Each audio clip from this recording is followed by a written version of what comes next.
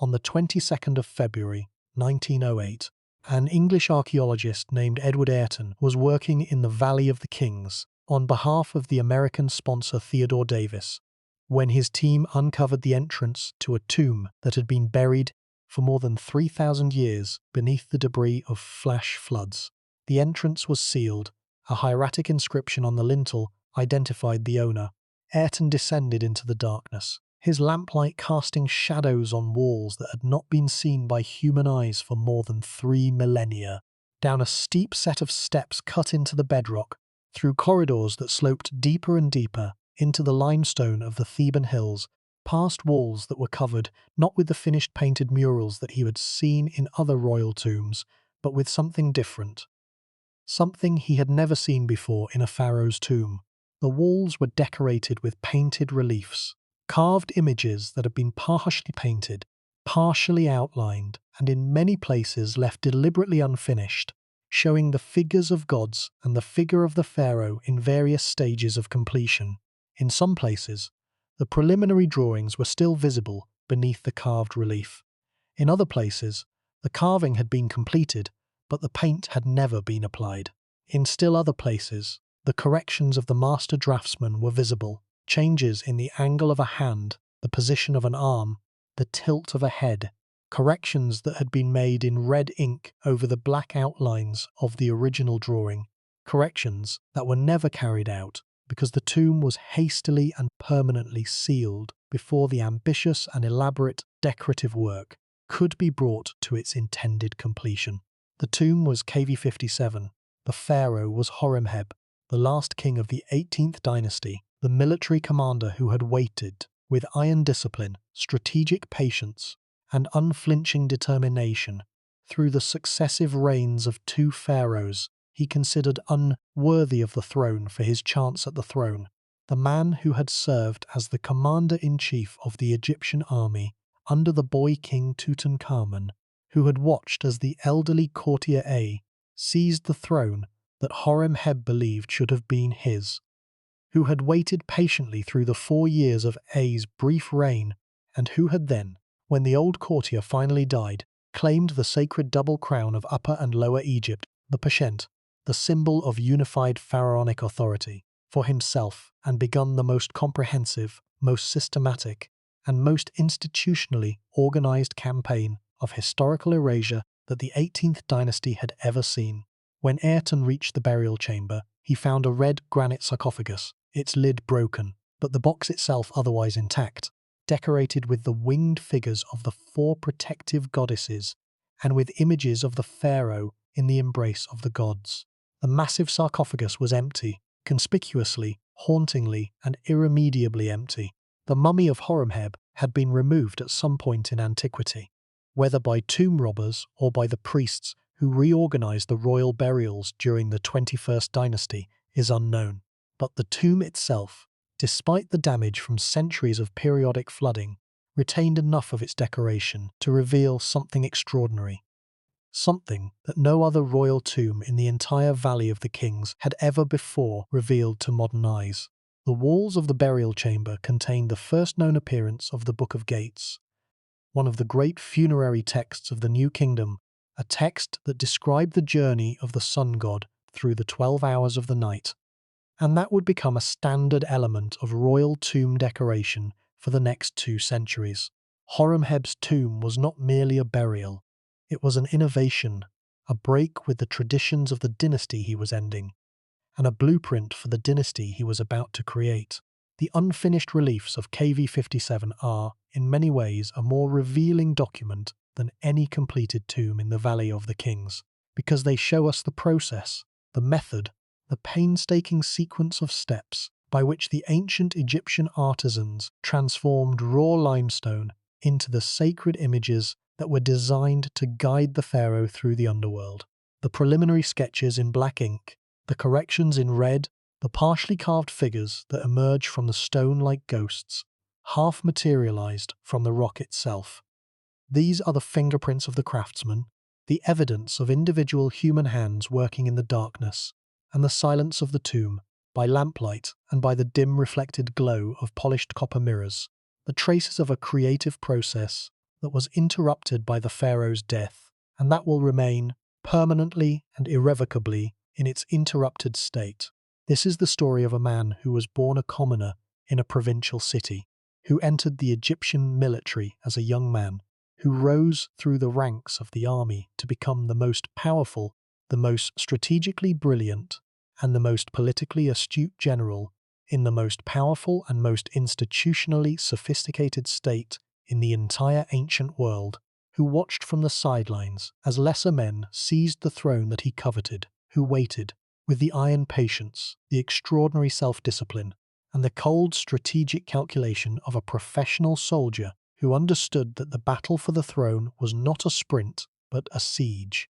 For his moment, and who then, when the moment came, took the throne, erased his predecessors from the historical record, reformed the legal system of the Egyptian state, rebuilt the temples of the gods, and set the stage for one of the greatest dynasties in the history of human civilization. The career of Horemheb spans, by the most conservative estimate, more than 40 years of service to the Egyptian state, from his earliest military appointments under Akhenaten to his death as pharaoh around 1302 BC. The span is extraordinary, longer than most pharaohs reigned, longer than many human lifetimes in the ancient world, longer than the entire period from the beginning of Akhenaten's revolution to the end of Ai's brief rule. Horemheb's career encompasses the entire arc of the late 18th dynasty, the revolution, the theological counter-revolution, the boy king's tragically brief reign, the old courtier's seizure of the throne, and the military commander's patient, decades-long wait for the moment when the throne would finally be his. No other individual in the history of the 18th dynasty spans the same range of events, the same diversity of roles, and the same depth of experience. Horemheb was not merely a witness to the history of the late 18th dynasty. He was one of its principal architects, one of the men whose decisions and whose actions shaped the course of events at every critical juncture. The story of Horemheb is the story of ambition, patience, and power. The story of a man who understood that the path to the throne of Egypt did not require royal blood, did not require theological revolution, did not require the desperate political maneuvering of an elderly courtier, but required only the ability to wait, the willingness to serve, and the ruthlessness to act when the time was right. By the end of tonight, you are going to understand who Horemheb was, not the generic military strongman of simplified histories, not the faceless destroyer who erased the Amarna pharaohs from the king lists, but the specific, complex, historically consequential man who transformed the Egyptian state, who ended one dynasty and created the conditions for another, and who left behind two tombs, one at Smenkhkare for the general he had been, one in the Valley of the Kings for the pharaoh he became.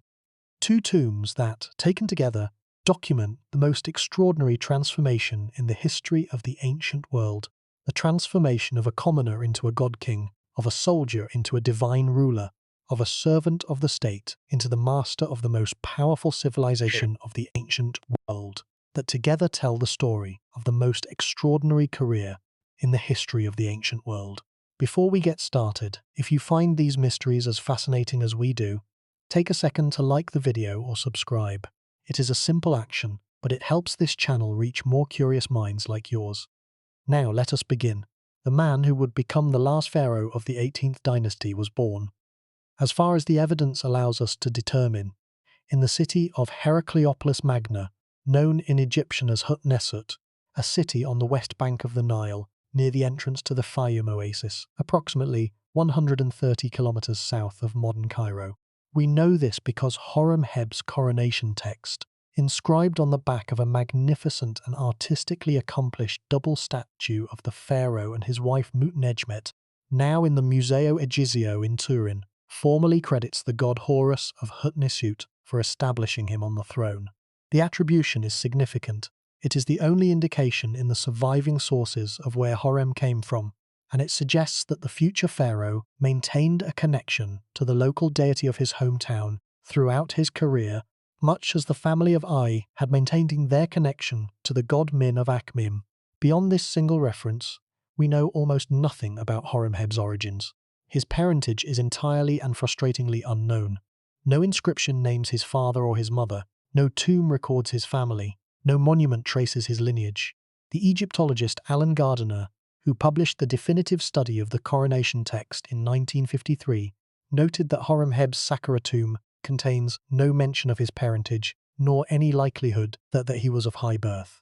The Egyptologist Charlotte Booth has suggested that Horemheb was probably from a middle-class family, given that he was demonstrably literate. And literacy in ancient Egypt was not a common skill, but the carefully guarded mark of the educated and administratively trained elite, and that his father may have been a military scribe, but she acknowledges that this is conjecture. The silence of the sources, the complete, conspicuous, and historically telling absence of any reference whatsoever to parents, siblings, ancestors, or family connections of any kind, is itself deeply significant. In a civilization that placed enormous importance on lineage and family connections, the absence of any reference to Horemheb's parents suggests that his origins were too obscure to be worth recording, that his family was too undistinguished to be a source of pride, and that his rise to power was achieved not through the advantages of birth but through the patient, decades-long accumulation of professional merit, demonstrated competence, sustained military achievement, and the careful and strategic cultivation of relationships with the men who controlled the complex and interlocking levers of political, military, and religious power in the Egyptian state. The obscurity of Horemheb's origins stands in sharp contrast to the detailed genealogical records that survive for other powerful figures of the 18th dynasty.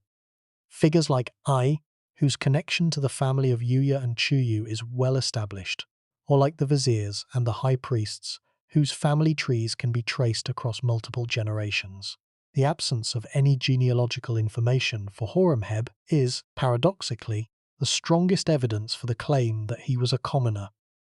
because a man of distinguished lineage would have recorded that lineage, would have celebrated it in his tomb inscriptions, would have used it as a source of legitimacy and prestige. The silence of the sources on Horemheb's family is the silence of a man who had no distinguished family worth mentioning, no notable ancestry worth celebrating, or, at least, no family whose mention would have enhanced his reputation or supported his claims to authority. The general who became the last pharaoh of the most illustrious dynasty in Egyptian history was, by birth, nobody, a man without a pedigree, without a genealogy, without the ancestral credentials that the Egyptian elite considered essential to social distinction, and the remarkable, improbable, and historically unprecedented transformation of nobody, a man without lineage, without pedigree, without royal blood, into the single most powerful man in the entire ancient world, from nobody to God-king, from provincial obscurity to divine authority, is one of the most extraordinary, most improbable, and most historically revealing individual achievements in the entire history of the pharaonic state. Horemheb's early career is the subject of scholarly reconstruction rather than documentary certainty. The French Egyptologist Nicolas Grimal has identified Horemheb as the same person as Putnamheb, a name meaning the Aten is present in jubilation, who served as the commander-in-chief of Akhenaten's army. If this identification is correct, then Horemheb began his career under the heretic pharaoh, serving the Aten revolution in a military capacity, and later changed his name to Horemheb. Horus is in jubilation, replacing the name of the heretic god Aten with the name of the traditional falcon god Horus. The name change would have been, if the identification is correct, a public declaration of theological realignment, a signal to the court, to the priesthood, and to the army that the military commander had abandoned the failed theology of the revolution and had recommitted himself to the traditional gods whose temples Akhenaten had closed, and whose worship Horemheb would later restore with such comprehensive thoroughness. The question of whether Horemheb served under Akhenaten is important not merely for the reconstruction of his career, but for the interpretation of his character. Because if Horemheb served the heretic, then his later destruction of the heretic's monuments takes on a different significance. A man who served the revolution and then destroyed it is a different kind of figure from a man who merely inherited the revolution's consequences and cleaned up the mess. The first man is a convert, a man who changed his mind, who abandoned one theology and embraced another, who participated in the destruction of the very system he had once served. The second man is merely an administrator, a man who dealt with a problem he did not create and who bears no personal responsibility for the revolution or its failures. The name change from Horemheb to Horemheb would be, if the identification is correct, a small but revealing act of theological repositioning, a signal that the military commander had realigned himself with the traditional religion and had severed his connection to the failed revolution. But here is the problem, and it is a problem that has divided Egyptologists for decades. The identification of Horemheb with Horemheb is not universally accepted. Some scholars have argued that the two names belong to different individuals, that the military commander who served the heretic pharaoh Akhenaten was not necessarily the same individual as the man who later served Tutankhamun and who ultimately became pharaoh. The evidence is ambiguous, and the ambiguity is itself characteristic of the late Amarna period,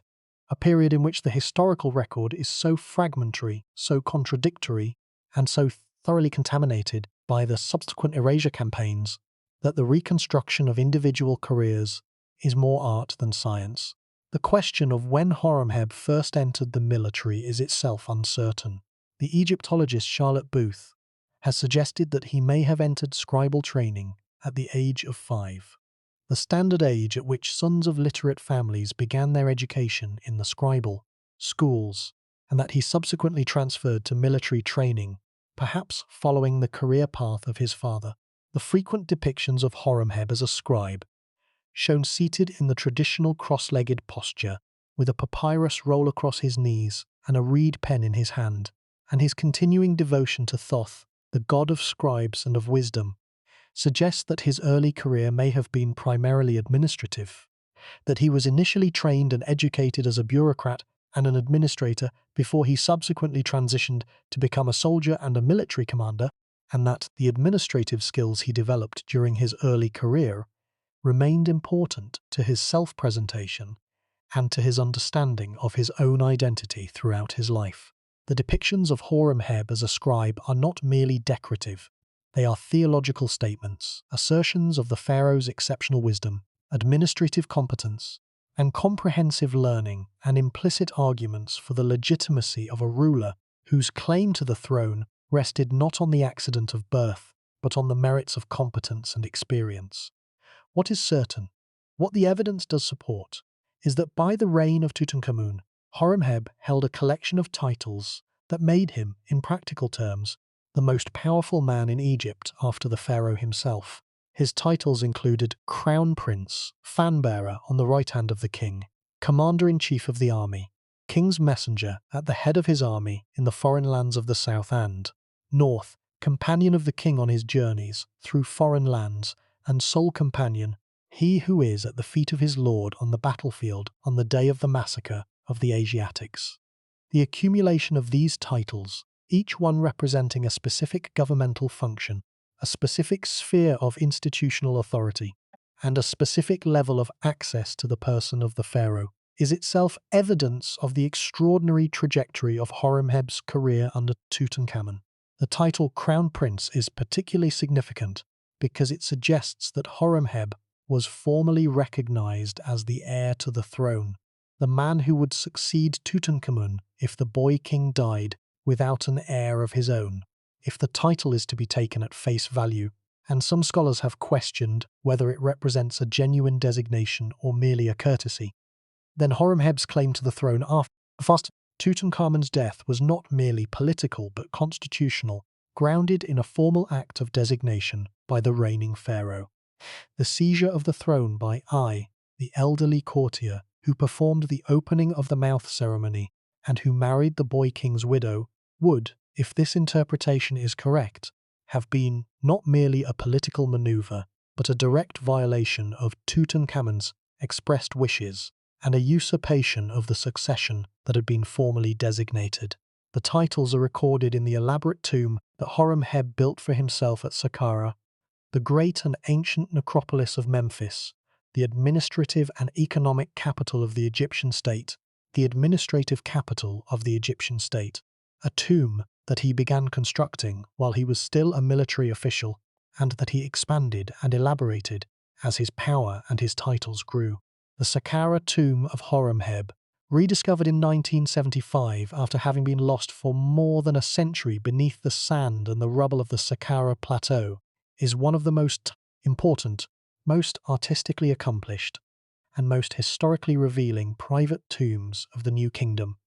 a structure that resembles a small temple rather than a conventional burial, with a monumental pylon entrance, a colonnaded courtyard, a series of elaborately decorated chapels, and a burial shaft that descends deep into the bedrock of the Smenkhkare Plateau. The Smenkhkare tomb was constructed in 3 phases, each one reflecting a stage in Horemheb's rising status and expanding ambitions. The first phase consisted of a modest entrance pylon leading into a forecourt, a colonnaded court containing the burial shaft, and 3 small offering chapels, a design appropriate for a military official of moderate rank. The second phase expanded the tomb significantly. The forecourt was walled to create 2 small side chapels. A new entrance was pierced through the pylon, and a new walled forecourt was constructed in front of the original structure. The third phase added the elaborate reliefs and the monumental sculpture that make the tomb one of the finest private monuments of the New Kingdom. The progressive expansion of the tomb is itself a visual record of Horemheb's career, a record written not in hieroglyphic text but in architectural ambition, each phase larger and more elaborate than the last, each one reflecting the increased status, the increased wealth, and the increased confidence of the man who commissioned it. The tomb was known to early 19th century explorers, who removed many of its finest reliefs and sold them to European museums. Reliefs that are now dispersed among 14 museums in Cairo, Europe, and the United States. The tomb's location was then lost, buried beneath the sand and the rubble of the desert, and it was not rediscovered until 1975, when the British archaeologist Geoffrey Martin, working on behalf of the Egypt Exploration Society and the National Museum of Antiquities in Leiden, uncovered it during a search for the tomb of Maya, the treasurer of Tutankhamun. The rediscovery of the Smenkhkare tomb was one of the most significant archaeological events of the 20th century in Egypt, not because of the treasure it contained. The tomb had been thoroughly looted in antiquity, but because of the information it provided about Horemheb's career, his self-presentation, and his relationship with the pharaohs he served. The reliefs that survive on the tomb walls and the fragments that Martin's team recovered during the excavations of 1975 to 1979 and 2004 to 2006 depict Horemheb in a variety of roles, receiving rewards from the pharaoh, leading military campaigns, conducting diplomatic missions, presenting foreign captives and tribute, and performing the administrative duties that his titles required. The reliefs are, by the consensus of scholars who have studied them, among the finest examples of ancient Egyptian art ever produced, comparable in quality to the reliefs of the great temples at Luxor and Karnak and Superior, in their artistic sophistication and their emotional range, to the reliefs in most other private tombs of the New Kingdom. The scenes of military triumph, depicting Horemheb presenting rows of bound captives to the pharaoh, the captives rendered with individualized faces that show expressions of fear, resignation, and defiance, are particularly notable for their psychological depth, their attention to the physical details of clothing, hair, and body posture, and their ability to convey the drama and the violence of military conquest without descending into the formulaic repetition that characterizes much Egyptian battle art. The diplomatic scenes, showing Horemheb receiving foreign delegations, presenting tribute, and conducting the negotiations that maintained Egyptian authority in the Levant, are equally accomplished, depicting the general as a man of considerable intelligence, commanding authority, diplomatic skill, and remarkable political sophistication, rather than as a mere wielder of military force. The reliefs also include scenes that are unique in the corpus of Egyptian tomb decoration, scenes of Nubian and Asiatic captives being brought before the pharaoh, scenes of the general receiving rewards and honours from the king, and scenes that depict, with remarkable specificity and emotional power the administrative duties that Horemheb performed in his role as the senior military and diplomatic figure of the Egyptian state. One relief, now in the Leiden Museum, one of 14 museums worldwide that now hold fragments of the Smenkhkare tomb's decoration, a dispersal that is itself a consequence of the 19th century practice of allowing foreign explorers to remove Egyptian antiquities for sale to European collections, shows a group of foreign captives, their faces rendered with a degree of individual characterization that is unusual in Egyptian art, their expressions conveying the fear and the uncertainty of men who have been brought before the power of the Egyptian state and who do not know what fate awaits them. The reliefs are of extraordinary artistic quality, among the finest examples of late 18th dynasty art, and they present a portrait of a man who was not merely a soldier but a diplomat, an administrator, a scribe, and a political figure of the first rank. One of the most revealing aspects of the Smenkhkare tomb is what Horemheb did to it after he became pharaoh. Upon his accession to the throne, Horemheb added a royal uraeus, the sacred cobra, that was the symbol of pharaonic authority, to every depiction of himself in the tomb. The addition was retroactive. It transformed the images of the general into images of the pharaoh, rewriting the visual history of Horemheb's career, to suggest that his kingship had been predestined, that the gods had recognized his merit and had marked him for the throne from the very beginning of his career, and that his years of service as a military commander had been merely the prelude to the divine appointment that had always been his destiny. The uraeus additions are visible to the modern archaeologist. They are slightly different in style and technique from the original carvings, and they tell us something important about Horemheb's character. This was a man who was not content merely to hold power, but who wanted the world, and the gods,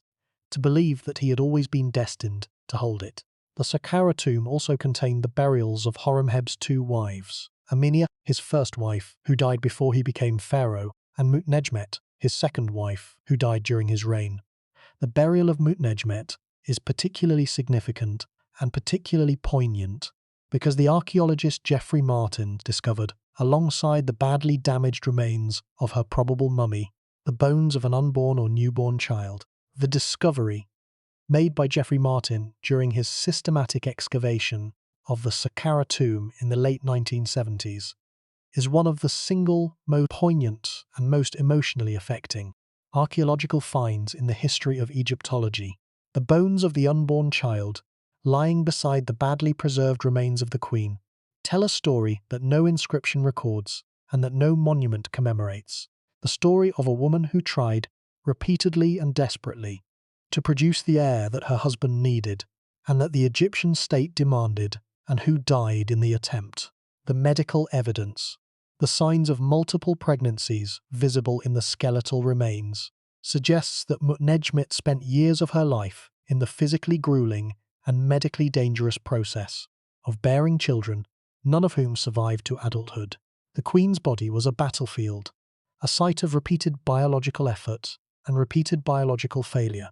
and her death, with the bones of her last child beside her, is a reminder that the queens of ancient Egypt, for all their elevated status and their divine titles, were subject to the same biological risks and the same reproductive tragedies as any other women of their era. The discovery suggests that Mutnejmet died in childbirth, or shortly after a failed pregnancy, and that the child she was carrying died with her. The mummy of Mutnejmet showed evidence of multiple pregnancies, indicating that the queen had given birth several times during her life. But none of her children survived to adulthood, and Horemheb was left, at the end of his long reign, without an heir. The tragedy of Mutnejmet's death, the queen who tried repeatedly to produce an heir and who died in the attempt, is one of the most humanly affecting details in the story of Horemheb's reign, a reminder that the pharaohs of ancient Egypt, for all their divine authority and their monumental self-presentation, were subject to the same biological limitations and the same personal griefs as any other human beings. The identity of Mutnejmet has been the subject of scholarly debate. Some scholars have identified her as Mutbenret, the sister of Queen Nefertiti, who appears in the reliefs of the Amarna tombs as a young woman accompanying the royal family. If this identification is correct, then Horemheb's marriage to Mutnejmet was not merely a personal union but a political one, a marriage that connected the military commander to the royal family of the Amarna period, and that may have provided a degree of dynastic legitimacy that Horemheb's commoner origins could not supply. The identification is not certain. The evidence is circumstantial, debated, and complicated by the fact that the name Mutnejmet was not uncommon in the 18th dynasty, and that the identification rests primarily on the approximate coincidence of dates and the similarity of the names.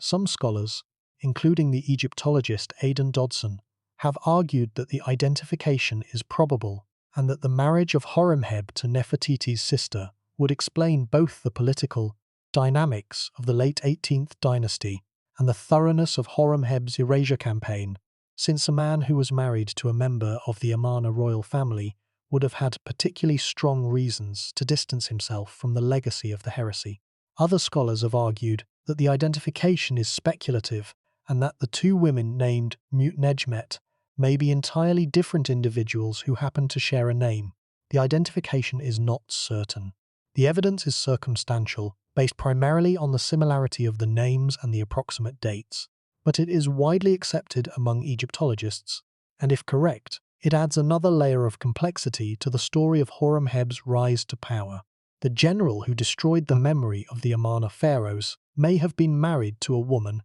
who was herself a product of the Amarna court. The death of Tutankhamun, sometime around 1323 BC, at approximately the age of 19, created the succession crisis that would define the final chapter of the 18th dynasty, and that would ultimately bring Horemheb to the throne. The boy king had no surviving children. The male line of the royal family was effectively extinct,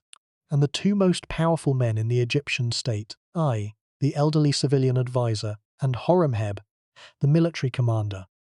were left to compete for the succession in a political arena that had no clear rules and no established precedent for choosing between them. The dynamics of the succession crisis that followed Tutankhamun's death have been the subject of intensive scholarly debate, and the evidence, characteristically, is ambiguous enough to support multiple conflicting and mutually exclusive interpretations. Some scholars have argued that Horemheb was the legitimate heir,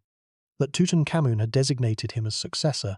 and that I's seizure of the throne was an act of usurpation. Others have argued that the succession was not clearly defined, that the Egyptian system did not have a fixed rule of primogeniture, and that both I and Horemheb had plausible claims to the throne. Still others have suggested that the two men may have had an understanding that I, as the elder and the more immediately available claimant, would rule for his remaining years, and would then be succeeded by Horemheb, the younger and more vigorous of the two rivals. The evidence from Horemheb's coronation text, which may describe I naming Horemheb as his successor, lends some support to the last interpretation. But the evidence from Horemheb's subsequent treatment of I's monuments, the smashing of the sarcophagus, the erasure of the name, the comprehensive damnatio memoriae, suggests that whatever understanding may have existed between the two men, Horemheb harboured deep resentment toward A and was determined to erase not merely the old courtier's memory, but every trace of his reign from the historical record. Horemheb lost the first round. I moved faster, performing the opening of the mouth ceremony on Tutankhamun's mummy, marrying the boy king's young widow Akhenaten, and seizing the throne before Horemheb could return from his military campaigns in the north. The elderly courtier outmaneuvered the general, and Horemheb, the professional soldier, the man who controlled the army, the chariot corps, and the entire military establishment, the man whose titles identified him as the crown prince and the designated successor, was forced to watch as the throne he had coveted was claimed by a man he considered unworthy. What happened during the 4 years of I's reign is poorly documented, the sources are fragmentary, and the systematic erasure that Horemheb later conducted against I's monuments makes it impossible to reconstruct the period with confidence. What we can say is that Horemheb waited. He did not rebel. He did not march on Thebes with his army and seize the throne by force. He continued to serve the Egyptian state in his military capacity, conducting the campaigns that maintained Egyptian authority in the Levant and Nubia, managing the foreign policy that the succession crisis had destabilized, and accumulating the loyalty of the officers and the soldiers who would eventually support his claim to the throne. The patience was extraordinary, and it has puzzled scholars who have tried to understand why a man with the military force at his command did not simply march on Thebes and take the throne by force. The answer may lie in Horemheb's understanding of the Egyptian political system and his assessment of the risks of military intervention. A direct military coup, a march on Thebes with the army at his back, would have been technically and logistically feasible. Horemheb controlled the army, and no other institution in the Egyptian state had the capacity to resist a determined military commander. But a coup would have been politically catastrophic. It would have established a precedent for the use of military force in the resolution of succession disputes. It would have undermined the sacred and deeply rooted theological foundations upon which the entire edifice of pharaonic authority ultimately rested, and it would have destabilized the very institutions that Horemheb was committed to restoring. A military coup would have made Horemheb a usurper, a man who had seized the throne by force rather than by divine appointment, and the permanent and politically damaging stigma of usurpation and illegitimacy would have haunted his reign and his legacy in ways that the patient, disciplined strategy of waiting and positioning would not. Horemheb's decision to wait, to accept Ai's seizure of the throne, to continue serving the state in his military capacity, and to position himself for the succession that Ai's death would eventually create, was not a sign of weakness. It was a sign of strategic intelligence. The intelligence of a man who understood that the long game was more valuable than the short game, that the appearance of legitimacy was more important than the reality of force, and that the most effective path to the throne was the path that allowed the military commander to present himself not as a usurper but as a servant of the state who had been called to the throne by the gods and confirmed by the oracle of Amun. The patience was extraordinary, and it was characteristic of Horemheb's approach to power throughout his career.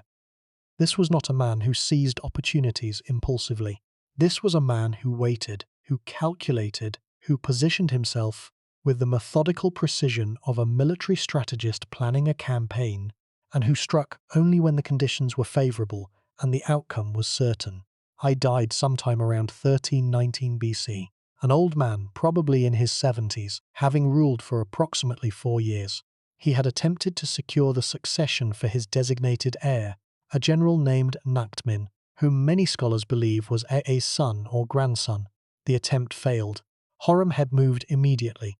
seizing the throne with the speed and the decisiveness that 4 years of patient waiting had prepared. The military commander who had been denied the succession by Ai's political maneuvering, who had waited through 4 years of the old courtier's reign with the disciplined patience of a soldier besieging a fortified city, was now at last the Pharaoh of Egypt, the god-king, the lord of the two lands, the divine ruler whose authority extended from the cataracts of Nubia to the shores of the Mediterranean. The speed of Horemheb's accession suggests that the transition had been carefully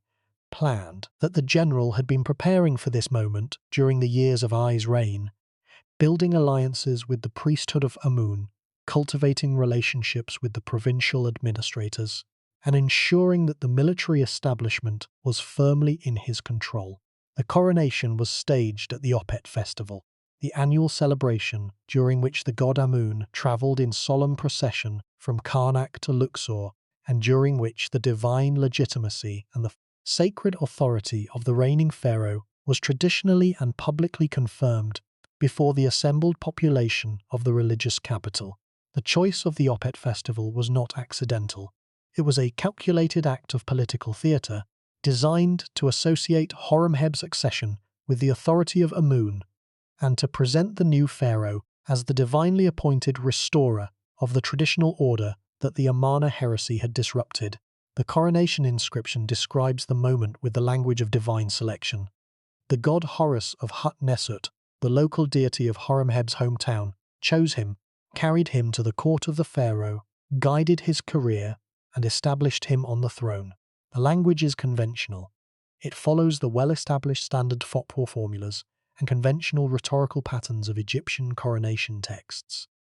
But the content is significant because it presents Horemheb's accession not as a political act, but as a divine appointment, not as the violent or illegitimate seizure of power by a self-interested military commander, but as the preordained fulfillment of a sacred and cosmically determined destiny that had been ordained by the gods from the beginning of time. And it gets worse, at least, for the memory of the men who had preceded him. Because Horemheb did not merely take the throne, he took the entire history of the late 18th dynasty and rewrote it, systematically, comprehensively, and with the cold efficiency of a military operation. He erased Akhenaten, he erased Smenkhkare, he erased Neferuaten, he erased Tutankhamun, he erased he removed their names from the king lists. The official historical records of the Egyptian state that listed every pharaoh in sequence from the beginning of time. In the king list at Abydos, compiled under Seti I, Horemheb's second successor, the sequence jumps directly from Amenhotep III to Horemheb, as if the entire Amarna period had never happened. More than 30 years of complex, consequential, and humanly dramatic Egyptian history. The revolution, the counter-revolution, the boy king's reign, the elderly courtier's brief rule were simply deleted from the official record, erased from the stone and the papyrus, as thoroughly as if the events had never occurred, and the people who lived through them had never existed. The scale of Horemheb's erasure campaign is difficult to overstate,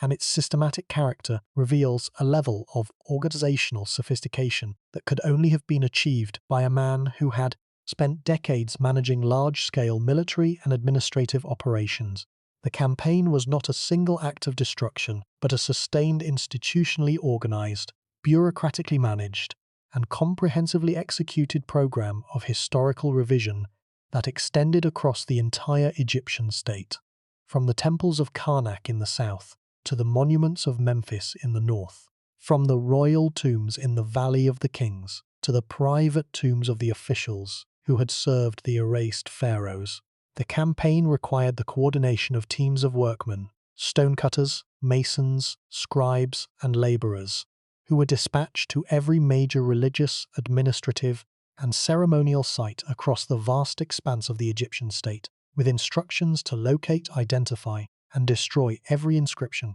every image, and every monument that bore the names of the pharaohs who were to be erased. The logistics of the campaign were, in themselves, a demonstration of the administrative capacity that Horemheb had developed during his years as commander-in-chief.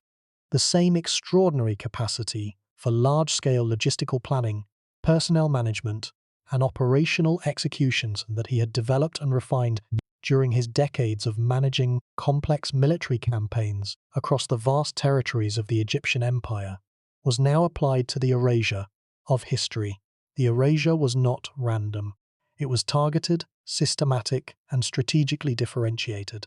Horemheb treated his predecessors differently depending on his relationship with them. Akhenaten, the heretic who had disrupted the traditional religion and who had caused the chaos that Horemheb's career had been spent repairing, received the harshest treatment. His monuments were dismantled, his city of Amarna was demolished, his temple at Karnak was torn down, and the thousands of small limestone blocks, the talatat, that had been used to construct it, were repurposed as fill material for Horemheb's own building projects. The talatat were discovered in the 20th century, embedded in the foundations and the cores of the pylons that Horemheb built at Karnak. Thousands of blocks, each one carved with fragments of scenes from Akhenaten's temple, each one a piece of the heretic's magnificent, revolutionary, and ultimately doomed legacy that Horemheb had literally, physically, and with devastating symbolic precision buried beneath his own. The treatment of Tutankhamun's memory by Horemheb reveals the nuanced and strategically calculated character of the erasure campaign. Horemheb did not destroy Tutankhamun's tomb, but he did usurp many of Tutankhamun's other monuments. The Restoration Stela, the great granite monument at Karnak, that described Egypt's suffering under the Aten heresy and celebrated the restoration of the traditional gods, had been erected by Tutankhamun, but Horemheb chiseled out Tutankhamun's name and replaced it with his own, claiming sole and exclusive credit for the comprehensive religious restoration that the boy king had initiated under the guidance of his advisors, and that Horemheb had, in all probability, managed from behind the scenes. Other monuments that Tutankhamun had commissioned, sphinxes, statues, and other architectural elements, were similarly usurped, their original inscriptions erased and replaced with Horemheb's royal titulary. The usurpation was selective. Horemheb took credit for the boy king's achievements while allowing the boy king's tomb to survive, a strategy that suggests Horemheb was motivated not by blind hatred of everything associated with the Amarna period, but by a calculated assessment of which monuments could be usefully appropriated and which were best left alone. Tutankhamun received somewhat different treatment. Horemheb did not destroy the boy king's tomb. KV-62, the small tomb in the Valley of the Kings that Howard Carter would discover in 1922, was left entirely intact, its ancient seals unbroken, its treasures undisturbed, preserved in the darkness and the silence of the Theban hills for more than 3,000 years, waiting for the moment when a British archaeologist named Howard Carter would descend the 16 steps and discover the most famous archaeological treasure in the history of human civilization. Some scholars have suggested that Horemheb spared the tomb because it was Tutankhamun who had promoted his rise to power, who had appointed him commander-in-chief, who had given him the titles and the authority that had made his career possible. Others have suggested that the tomb was simply overlooked, that its small size and its location beneath the debris of later construction made it invisible to the agents who were conducting the erasure campaign. Whatever the reason, the tomb survived, and its survival, 32 centuries later, would make Tutankhamun the most universally famous and most instantly recognizable pharaoh in all of human history, a fame built entirely on the accident of preservation, rather than on any personal achievement. But here is what makes this truly terrifying. The erasure was not merely political, it was chronological. Horemheb did not simply erase the names of his predecessors from the king lists. He absorbed their reigns into his own. The years of Akhenaten, Smenkhkare, Neferuaten, Tutankhamun and Ai, a period spanning more than 30 years, were retroactively added to Horemheb's own reign, creating the fiction that Horemheb had ruled continuously from the death of Amenhotep III. The chronological absorption is one of the most audacious and most intellectually sophisticated aspects of Horemheb's erasure campaign, a stratagem that went far beyond the simple removal of names from monuments, and that involved the wholesale restructuring of the Egyptian chronological system to accommodate the fiction of a continuous reign from Amenhotep III to Horemheb. The mechanism was simple but devastating. The years of the erased pharaohs were retroactively added to Horemheb's own regnal count, so that the first year of Akhenaten's reign became a year in the reign of Horemheb. The last year of Ai's reign became a year in the reign of Horemheb, and the entire period from the death of Amenhotep III to the actual beginning of Horemheb's rule was absorbed into Horemheb's own chronology. The result was a pharaoh whose official reign stretched for more than 4 decades, a reign that was historically fictional but chronologically coherent, a reign that filled the gap in the king lists and that presented Horemheb as the direct and immediate successor of Amenhotep III. Wine jar labels found in Horemheb's KV-57 tomb are dated as late as year 27, a regnal year that makes no sense if Horemheb actually ruled for only 14 years, but that makes perfect sense if the years of the erased pharaohs were added to his count. The chronological absorption was, without question, the most audacious and the ultimate act of historical theft in the entire recorded history of the ancient world. Not merely erasing the predecessors, but stealing their time, appropriating their years, claiming their reigns as his own. I received the most personal and the most vindictive treatment of all. Horemheb's agents entered Ai's tomb in the Western Valley of the Kings, WV-23, and systematically destroyed it. They smashed the red granite sarcophagus. They chiseled Ai's name from every surface. They hacked the image of Ai's wife Tay from the walls. They erased every trace of the old courtier's identity. Every cartouche, every image, every inscription that would allow the gods to recognize the dead man, and that would allow his ka to return to his body. They usurped I's mortuary temple at Medinet Habu, erasing his name and replacing it with Horemheb's own. They destroyed the monuments of Nakhtmin, the general whom I had designated as his successor. The destruction of I's monuments extended beyond the tomb. Horemheb usurped I's mortuary temple at Medinet Habu, a temple that I had built on the west bank of the Nile at Thebes, in the area traditionally reserved for the funerary monuments of the pharaohs. Horemheb erased I's name from the temple walls and replaced it with his own, claiming the building, its ritual endowments, and its associated revenues as though he had constructed them himself. He usurped a colossal statue, a massive figure, roughly 5 meters tall, that had originally been carved for Tutankhamun, that I had subsequently usurped by carving his own titulary over Tutankhamun's, and that Horemheb now usurped a third time by carving his own name over I's. The statue became a palimpsest of royal claims, 3 sets of cartouches carved on the same surface, each one the record of a pharaoh's claim to authority, and each one the evidence of the political instability that characterized the final decades of the 18th dynasty. Horemheb also destroyed the monuments of Nakhtmin,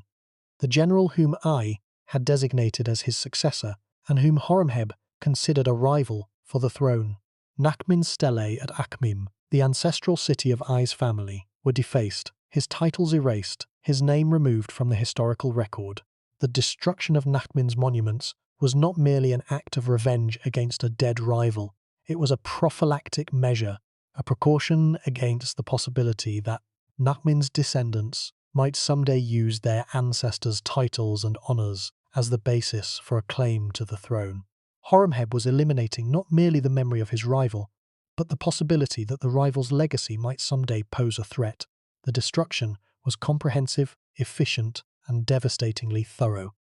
The work of professionals who understood exactly what they were doing and why. The treatment of I's memory by Horemheb is, by any measure, the most extreme, the most comprehensively executed, and the most theologically devastating case of damnatio memoriae in the entire known history of the 18th dynasty. More extreme than Thutmose III's erasure of Hatshepsut, more extreme than the later erasure of Akhenaten by the Ramesside pharaohs,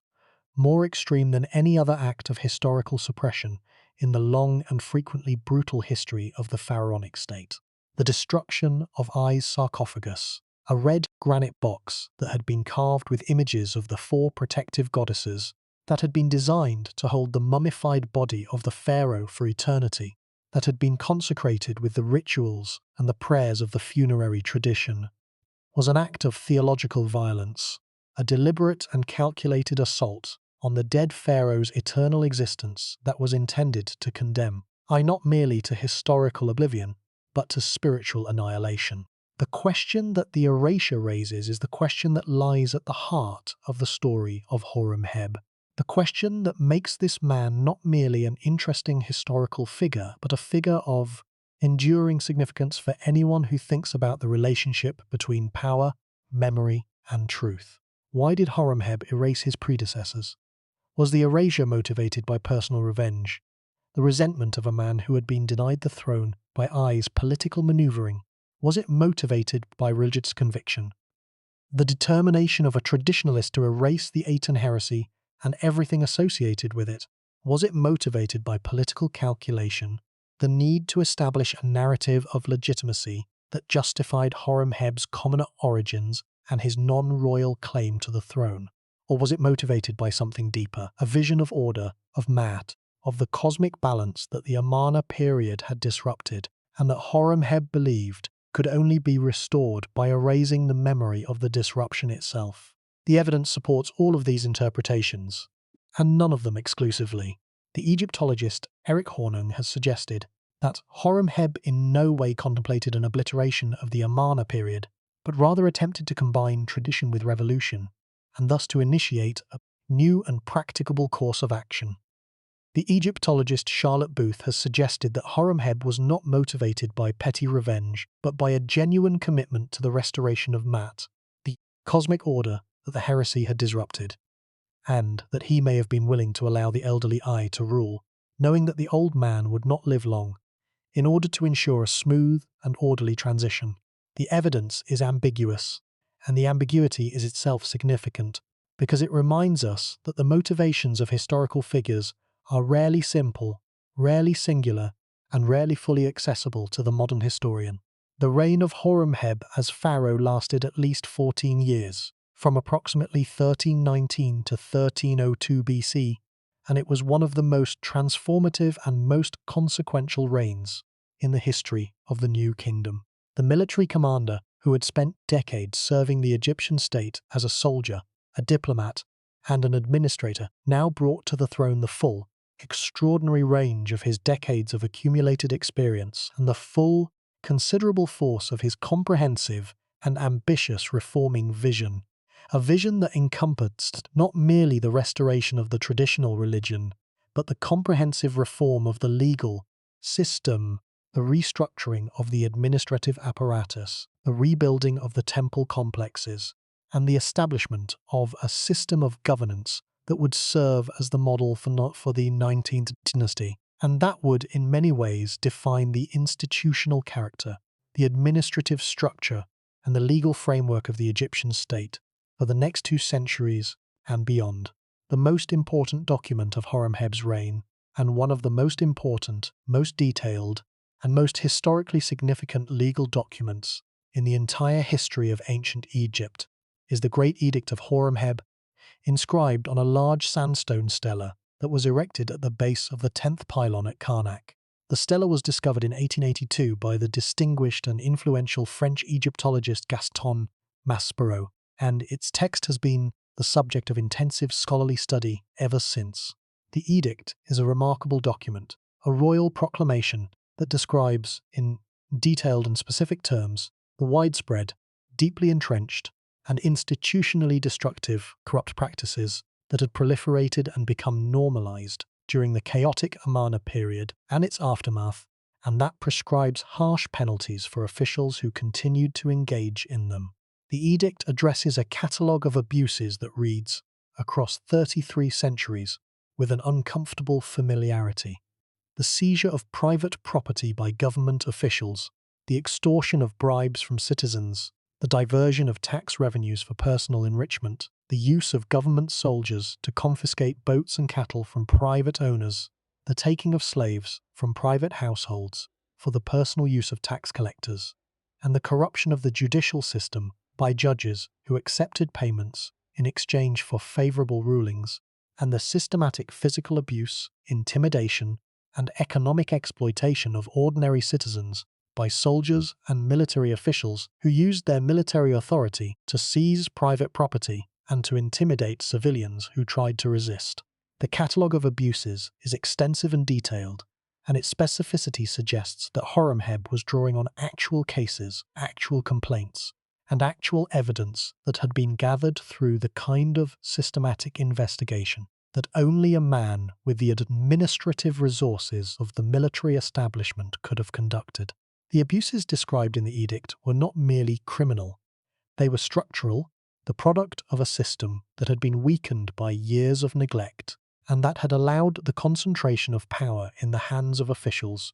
who were accountable to no one and who used their authority for personal enrichment rather than for the public good. The Amarna period had disrupted the normal mechanisms of accountability.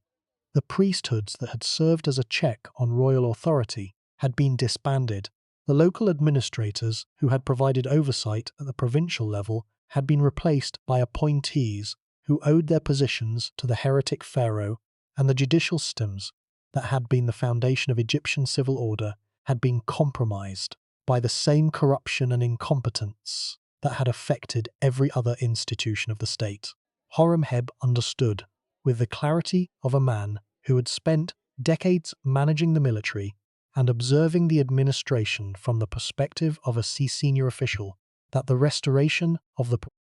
traditional religion, however important, was not sufficient to restore the Egyptian state to health. The temples could be reopened, the priesthoods could be reconstituted, the cult statues could be recommissioned, but if the underlying institutional structures remained corrupt, If the officials who administered the state continued to exploit the people they were supposed to serve, if the judges who dispensed justice continued to sell their verdicts to the highest bidder, then the restoration of the traditional religion, however theologically important and however politically necessary, would be merely cosmetic, a superficial renovation, a coat of fresh paint on a structurally compromised building, a theological renovation of a structurally unsound building. The abuses and the injustices described in the edict are emphatically not abstract. They are specific, detailed, and clearly drawn from actual cases and actual complaints, suggesting that Horemheb's reforming impulse was not merely theoretical, but was grounded in a thorough, detailed, and practically grounded understanding of the specific problems that decades of administrative neglect, institutional decay, and political instability had created. The text of the edict is characterized by a distinctive voice, a voice that scholars have described as that of the pharaoh himself, speaking directly to his subjects in a tone that combines royal authority with genuine moral outrage. The pharaoh declares his intention to expel evil and suppress lying, a formulation that connects the legal reforms to the cosmic principle of Mat, the divine order that the pharaoh was charged with maintaining and that the corruption of the Amarna period had disrupted. The language of the edict is specific, detailed, and grounded in the realities of administrative practice. It describes the actual mechanisms by which corrupt officials had enriched themselves at the expense of the common people, and it prescribes punishments that are designed not merely to punish the guilty, but to deter future offenders. The specificity of the edict is itself evidence of Horemheb's intimate knowledge of the Egyptian administrative system, a knowledge that could only have been acquired through decades of service at the highest levels of the state. And that reflects the practical, detail-oriented, problem-solving orientation of a man who had spent his entire distinguished career managing complex military and administrative organizations and solving complex problems. The penalties prescribed by the edict were unprecedented in their severity. Corrupt officials were to be punished by rhinotomy, the amputation of the nose, a punishment that was new to Egypt and that Horemheb introduced specifically for the purpose of deterring official corruption. Corrupt judges who accepted bribes were to be punished by death. Capital punishment for judicial corruption, a measure that reflects the extraordinary importance that Horemheb placed on the integrity of the legal system. The edict also prescribed exile and forced labor for officials who abused their authority, sending them to the frontier garrison of Pharaoh, on the eastern border of the Egyptian state, where they would serve as soldiers rather than as administrators. The location of the edict's inscription, at the base of the 10th pylon at Karnak, the principal sanctuary of the supreme state god Amun, and the most important, most sacred, and most politically significant religious site in the entire Egyptian state, was itself a statement of intent, a declaration that the reform of the legal system was not merely a political program, but a sacred obligation, a restoration of the cosmic order of Ma'at that the corruption of the Amarna period had disrupted. The judicial reforms were part of a broader administrative restructuring that Horemheb implemented across the Egyptian state. He divided judicial authority between two viziers, one for Upper Egypt, based at the traditional administrative center of Thebes, and one for Lower Egypt, based at the economic and military capital of Memphis, creating a system of administrative duplication that was designed to prevent the concentration of power in any single individual, and that would become standard practice under the 19th dynasty pharaohs who followed him. The dual vizierate was a structural innovation of enormous significance. It recognized that the Egyptian state was too large, too complex, and too geographically diverse to be effectively administered from a single center, and it created an institutional framework that distributed authority across the two traditional divisions of the country, while maintaining the pharaoh as the ultimate source of authority and the final arbiter of disputes between the two administrations. The reform of the judiciary was accompanied by the appointment of new judges and regional tribunals, men whom Horemheb selected personally and whom he charged with the responsibility of ensuring that justice was administered fairly and impartially throughout the Egyptian state. The edict's language is specific on this point. The judges were to be men of good character, who would judge the people in every city, and who would be subject to the oversight of the pharaoh himself. The personal involvement of the pharaoh in the appointment of judges was itself a reform, a deliberate and institutionally significant measure designed to ensure that the judiciary was consistently staffed by men of proven competence, demonstrated integrity, and established moral character and integrity, rather than by the cronies and the clients of local officials who had used the judicial system for their own enrichment during the chaos of the Amarna period. One for Upper Egypt based at Thebes, and one for Lower Egypt based at Memphis, decentralizing the administration of justice and creating a system of checks and balances that was designed to prevent the kind of over-centralization that had characterized the Amarna period. He appointed new judges and regional tribunals, re-established local religious authorities, and reorganized the workforce at Deir el-Medina, the village of specialized craftsmen, artists, and laborers who built and decorated the royal tombs in the Valley of the Kings, and whose institutional history provides one of the most detailed records of working-class life in the ancient world. The reorganization of Deir el-Medina, carried out in Horemheb's 7th year, was a practical measure designed to restore the productive capacity of the workforce that had been severely and perhaps permanently disrupted during the turbulent and institutionally catastrophic Amarna period, when the transfer of the royal capital to Akhenaten had reduced the demand for tomb construction in the Valley of the Kings and had disrupted the institutional structures that supported the Deir el-Medina community. Horemheb's reorganization restored the workforce to its pre-Amarna levels, re-established the supply lines that provided the community with food, water, and materials, and created the institutional framework that would sustain the village through the great building projects of the 19th dynasty. The official Maya, Horemheb's treasurer, a man whose own tomb at Smenkhkare was discovered by Geoffrey Martin during the same excavation campaign that uncovered Horemheb's Smenkhkare tomb, was responsible for implementing many of Horemheb's administrative reforms. In his 8th year, Maya renewed the tomb of Thutmose IV in the Valley of the Kings, a tomb that had been disturbed by tomb robbers, demonstrating the comprehensive character of Horemheb's restoration program, which extended not merely to the construction of new monuments, but to the maintenance and the protection of the monuments of earlier pharaohs. The village of craftsmen who built and decorated royal tombs in a comprehensive reform that touched virtually every aspect of the Egyptian administrative system. The building program that Horemheb initiated was equally ambitious.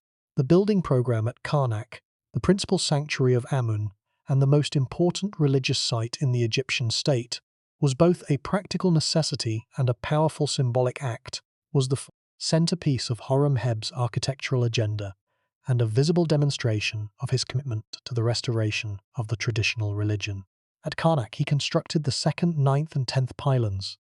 3 massive gateways that transformed the scale and the visual impact of the temple complex, and that remain to this day among the most impressive architectural features of the site. The pylons were enormous structures, each one consisting of 2 massive towers flanking a central gateway. The towers built of sandstone blocks and filled, in their cores, with the rubble and the repurposed material of earlier buildings. The construction required the mobilization of thousands of laborers, the quarrying and the transportation of enormous quantities of stone, and the organizational capacity and the logistical expertise that Horemheb had developed during his decades of managing large-scale military operations across the vast and geographically diverse territories of the Egyptian Empire. The pylons at Karnak are, in many ways, the most fitting monuments to Horemheb's career, because they embody in their physical structure the central paradox of his reign, the coexistence of creation and destruction,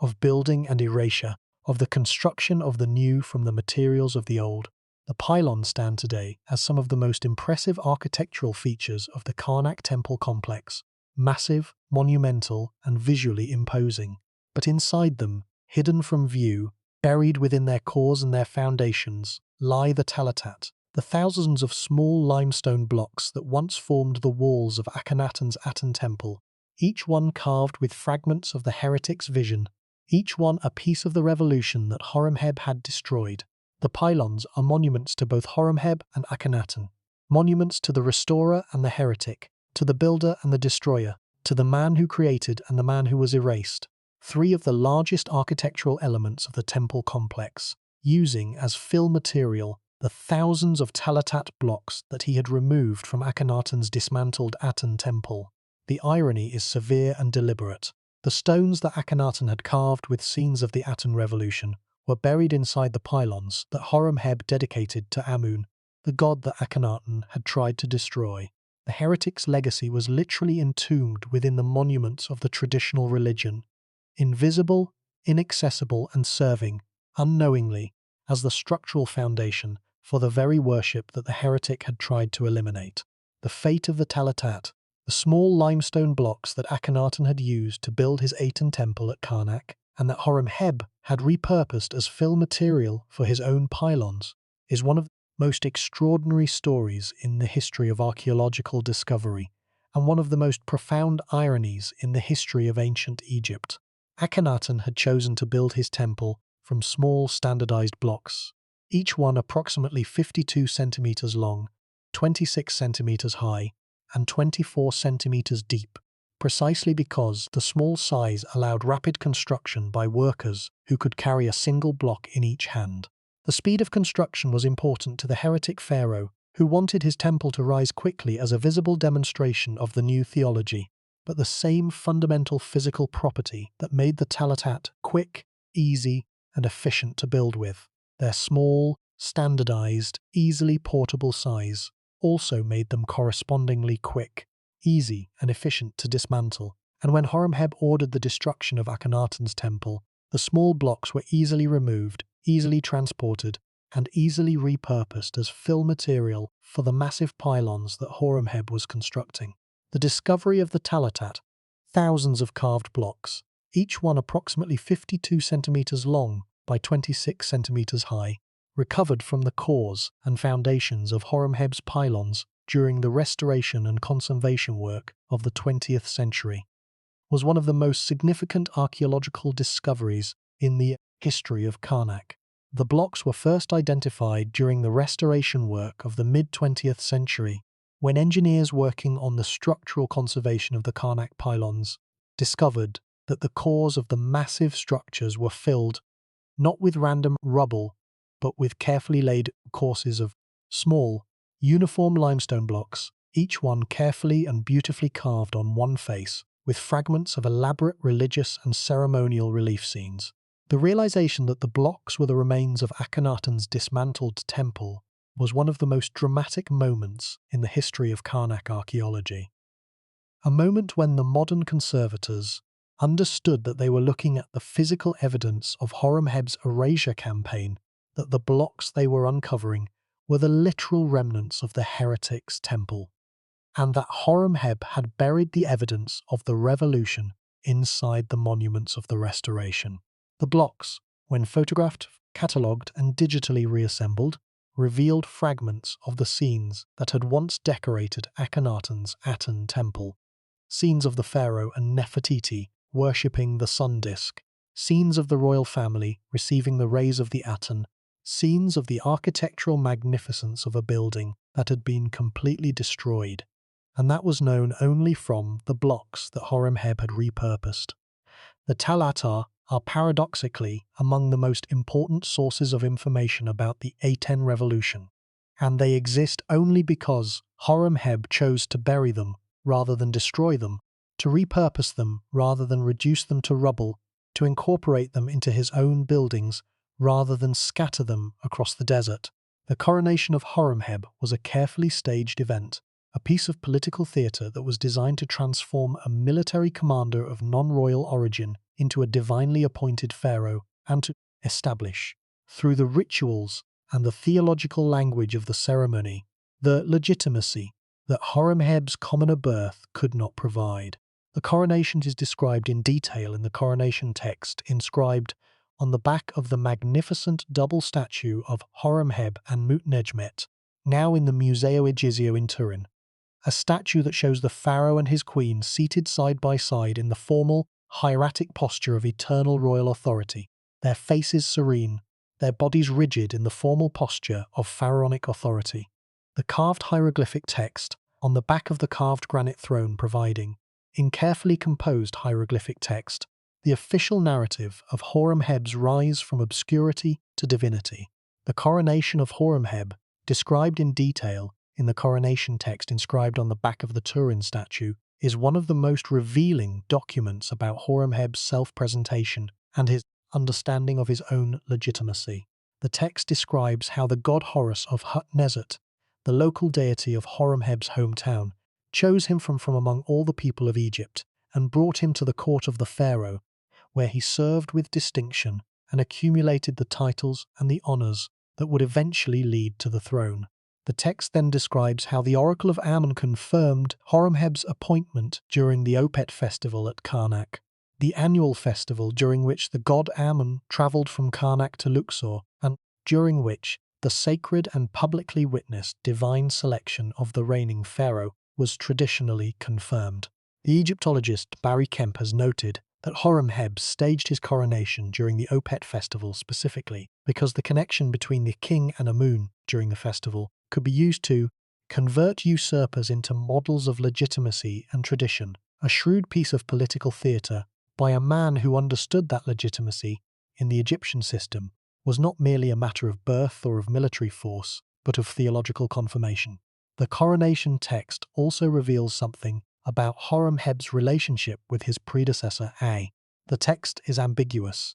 It could be interpreted as saying that Aa named Horemheb as his heir, or it could be interpreted as saying that the god Horus carried the cult statue to Karnak for the coronation. The ambiguity may be deliberate.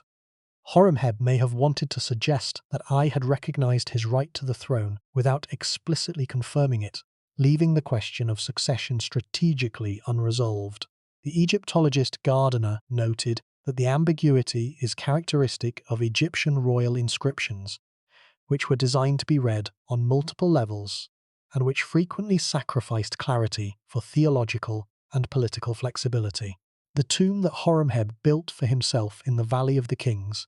KV 57, represents a significant departure from the tomb-building traditions of the 18th dynasty and a blueprint for the tomb architecture that would characterize the 19th dynasty. The tomb features a straightened axis, departing from the dogleg design of earlier 18th dynasty tombs, in which the burial chamber was offset from the entrance corridor, and introduces the Book of Gates as a decorative program, replacing the Amduat that had been the standard funerary text of the 18th dynasty. The introduction of the Book of Gates as the primary decorative program of the royal tomb was one of Horemheb's most significant innovations, an innovation that would shape the visual and theological character of the royal tombs for the next 2 centuries. The Book of Gates replaced the Amduat,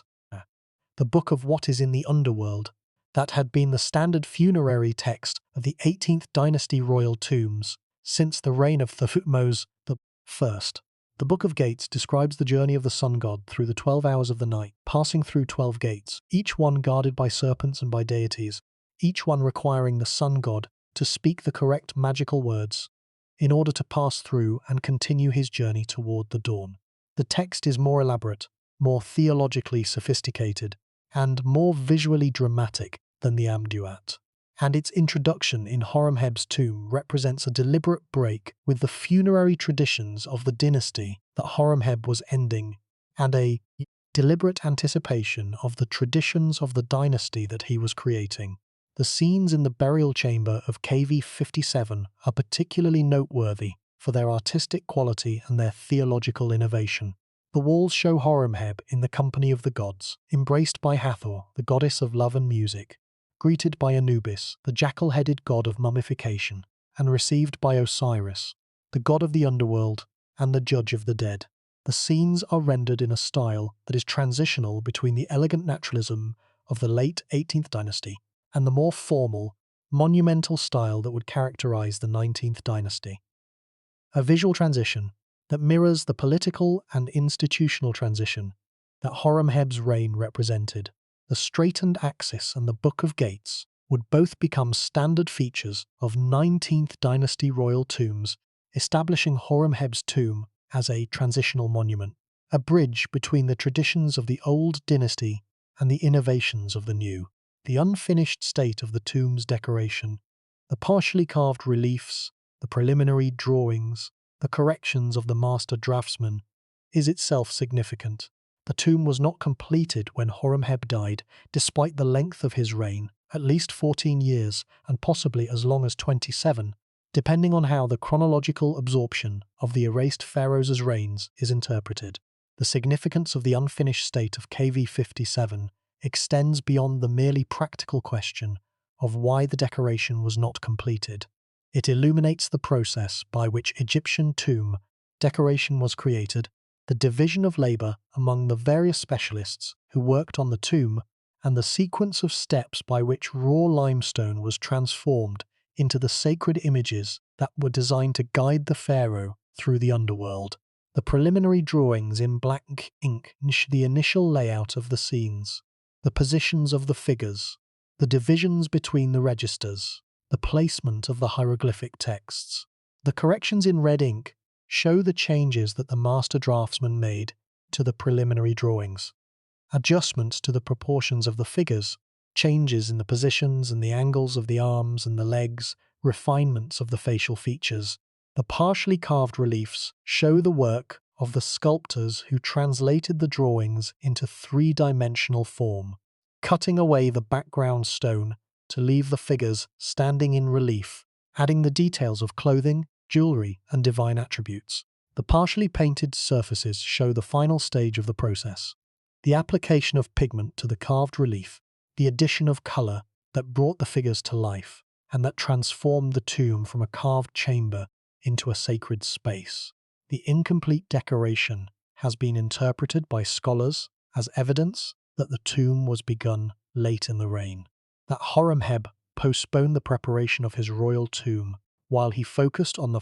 more urgent tasks of administrative reform, temple construction, and historical erasure,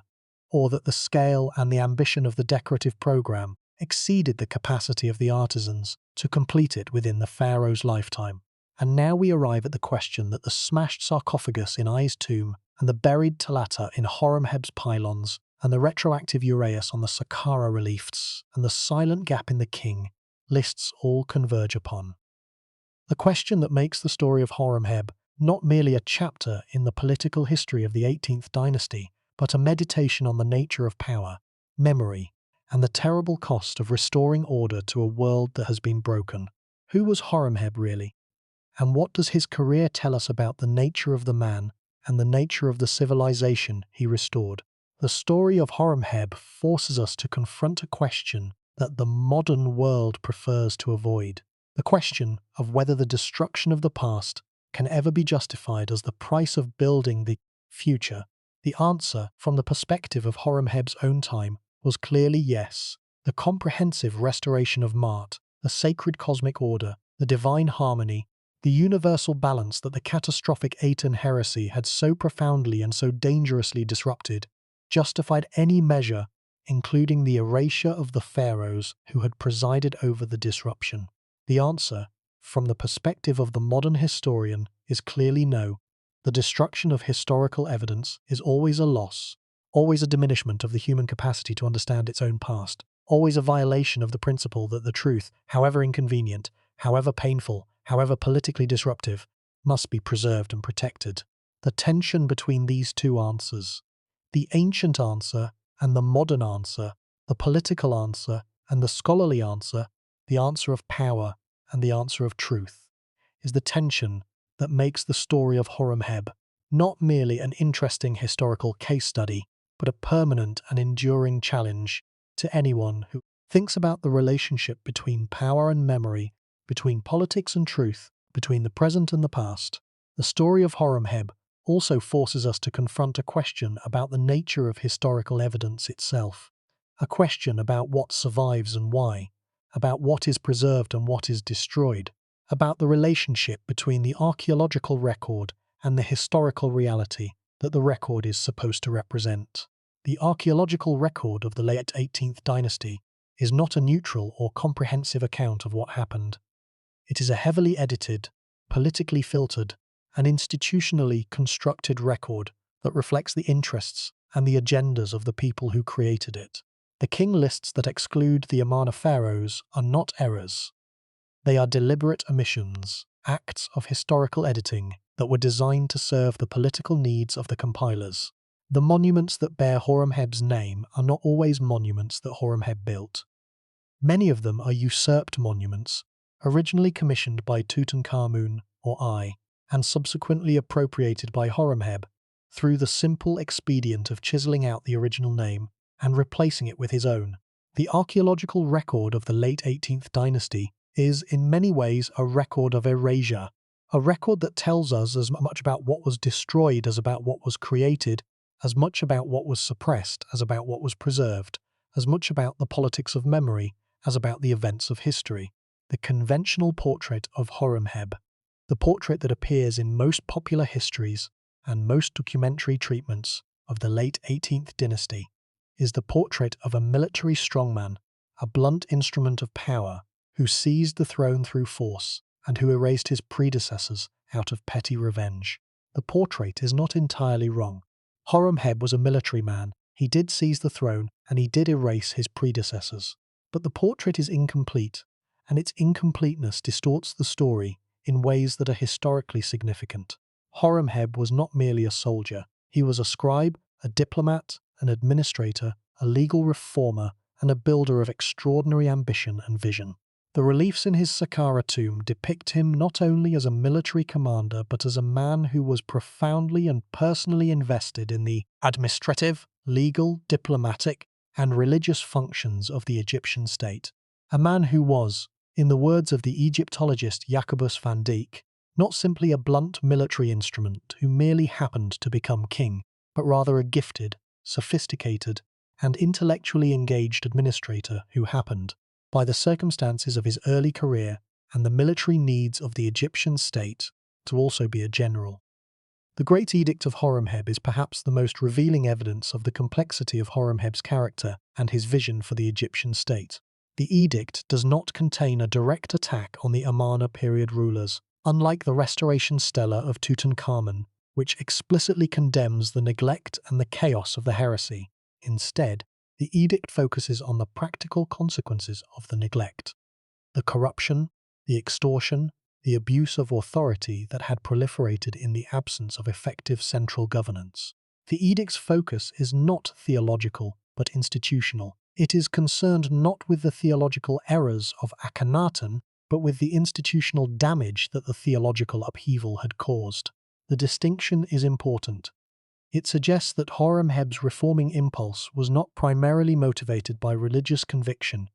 but by a practical understanding of the problems that decades of administrative neglect had created, and by a genuine commitment to addressing them. Something is wrong with our assumptions about the builders and the destroyers of the ancient world, and the story of Horemheb is the evidence.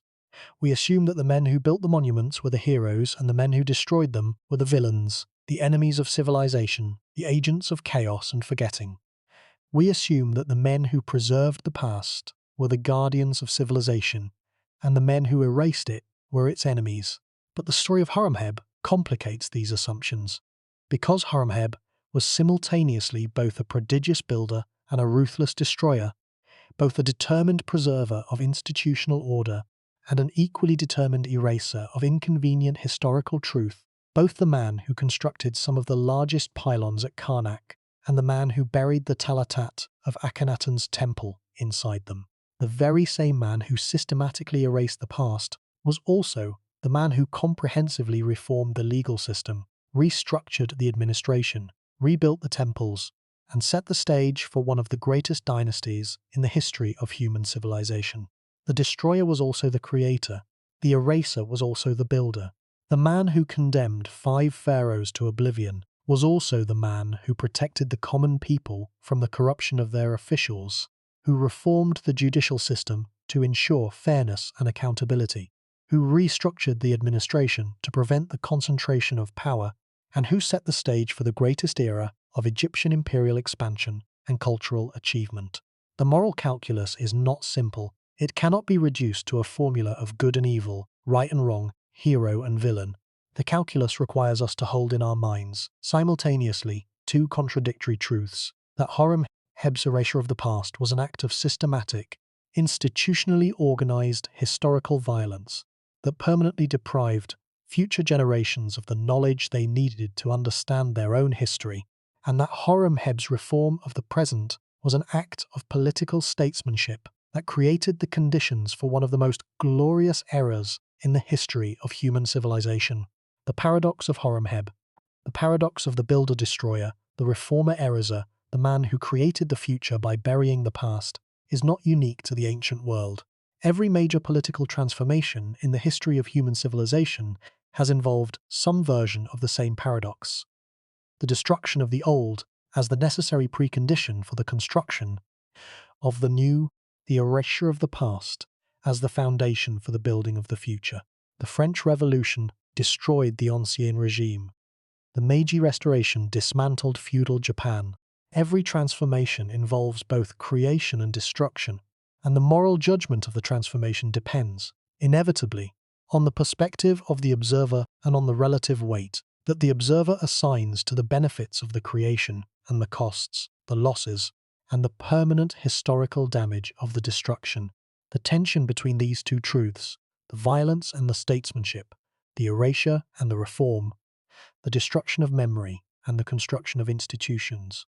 is the tension that makes Horemheb's story not a merely interesting but important, not merely historically significant but philosophically relevant, not merely a chapter in the history of ancient Egypt, but a permanent and recurring challenge to anyone who thinks about the relationship between power and truth, and the distinction between creation and destruction, between preservation and erasure, is far less clear, far more complicated, far more morally ambiguous than the simplified narratives of popular history would have us believe. Let that sink in. The career of Horemheb raises a question that is as relevant to the modern world as it is to the ancient. A question about the relationship between truth and stability, between historical accuracy and political necessity, between the duty to remember and the temptation to forget. Horemheb chose to forget, or, more precisely, he chose to make everyone else forget. He erased the names, he stole the years, he buried the evidence, and he constructed a narrative of seamless continuity that served the political needs of the present at the expense of the historical truth about the past. The question is whether the choice was justified,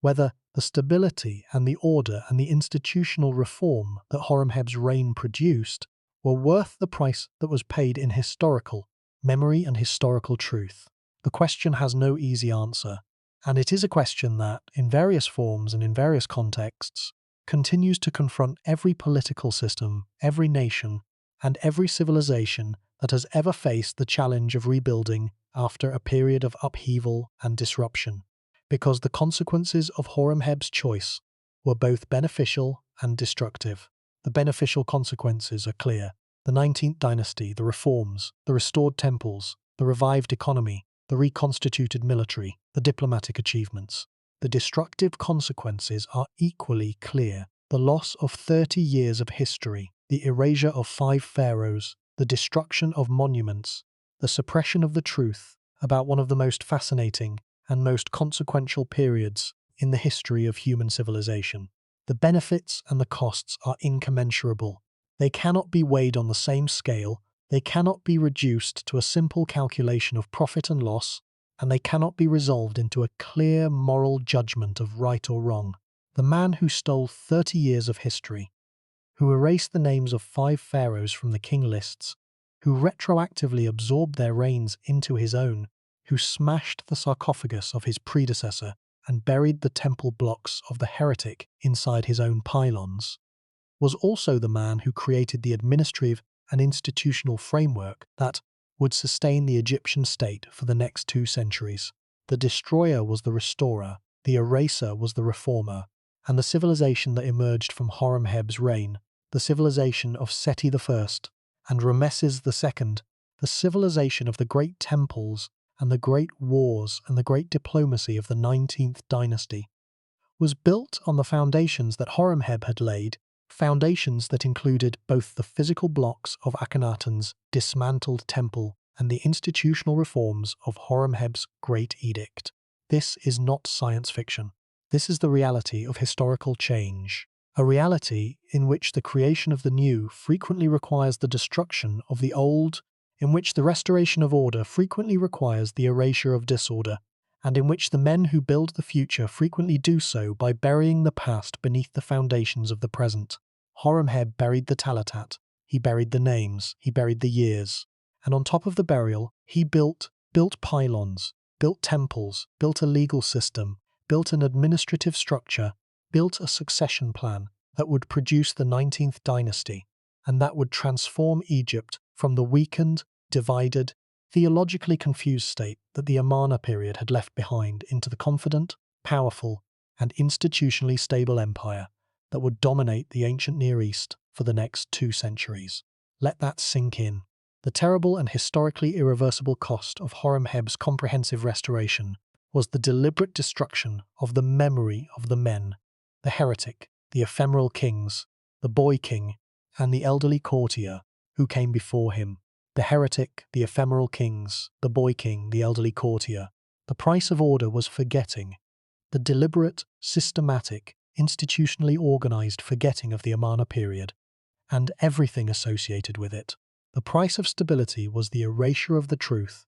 the suppression of the historical record, the destruction of the monuments, the removal of the names from the king lists, the unprecedented and audacious chronological absorption that transformed more than 30 years of complex, consequential, and humanly dramatic history into a blank space in the official record. The modern world is not immune to the temptation that Horemheb succumbed to, the temptation to simplify the past, to erase the inconvenient chapters, to construct a narrative of seamless continuity that serves the needs of the present at the expense of the truth about the past. Every political system, every national narrative, every institutional history involves choices about what to remember and what to forget, and the choices are never neutral, never innocent, and never without consequences for the accuracy and the integrity of the historical record. Horemheb's erasure campaign is an extreme case, a case in which the suppression of the past was carried out with the resources and the authority of the most powerful state in the ancient world.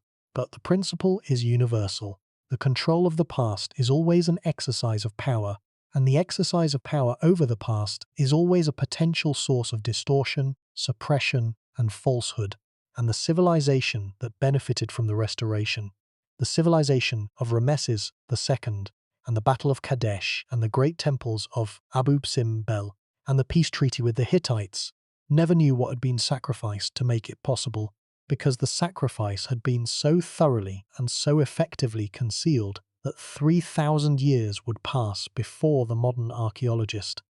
digging into the foundations of Horemheb's pylons, would discover the buried, suppressed, and systematically concealed evidence of the vanished world that Horemheb had so thoroughly and so effectively erased from the official record. We have followed Horemheb from the obscurity of a provincial city to the throne of the most powerful state in the ancient world, from the unnamed son of unnamed parents to the pharaoh who ended one dynasty and created the conditions for another, from the military commander who waited through 2 reigns for his chance to the reformer who rebuilt the institutions of the Egyptian state. We have seen the patience, the extraordinary, disciplined, strategically calculated patience of a man who watched his rival seize the throne and who waited, without rebellion, without revolt, without the impulsive violence that a lesser man would have employed, until the rival died and the throne was his. We have seen the erasure, the systematic, comprehensive, chronologically absorptive erasure that removed more than 30 years of Egyptian history from the official record, and that replaced the memory of 5 pharaohs with the fiction of a single, unbroken reign. And we have seen the construction, the pylons at Karnak, the Great Edict, the judicial reforms, the administrative restructuring, the succession plan that produced the 19th dynasty and that set the stage for the greatest era of Egyptian imperial power and cultural achievement. Under Horemheb, the diplomatic and military situations in the ancient Near East began to stabilize after the devastating diplomatic disruptions of the catastrophic Amarna period and the diplomatically catastrophic Zananza affair, the serious and increasingly dangerous Hittite threat, which had grown dramatically and alarmingly during the years of Akhenaten's theological preoccupation and diplomatic inattention to foreign affairs, and which had been exacerbated by the diplomatic catastrophe of the Zananza murder, was contained through a combination of military vigilance and diplomatic engagement. The Egyptian position in the Levant, weakened during the Amarna period, partially restored under Tutankhamun, and further stabilized under Horemheb, was sufficiently strong to serve as the foundation for the aggressive military campaigns that Seti I and Ramesses II would later conduct. The restoration of Egyptian military credibility in the region was one of Horemheb's most important and most underappreciated achievements, an achievement that required not the dramatic heroism of battle but the patient, unglamorous work of garrison maintenance, diplomatic correspondence, intelligence gathering, and the steady, methodical reassertion of Egyptian authority in territories that had been lost or weakened during the chaos of the preceding decades. What does this story mean? Not for the history of ancient Egypt, but for the human beings who listen to it 3,000 years later.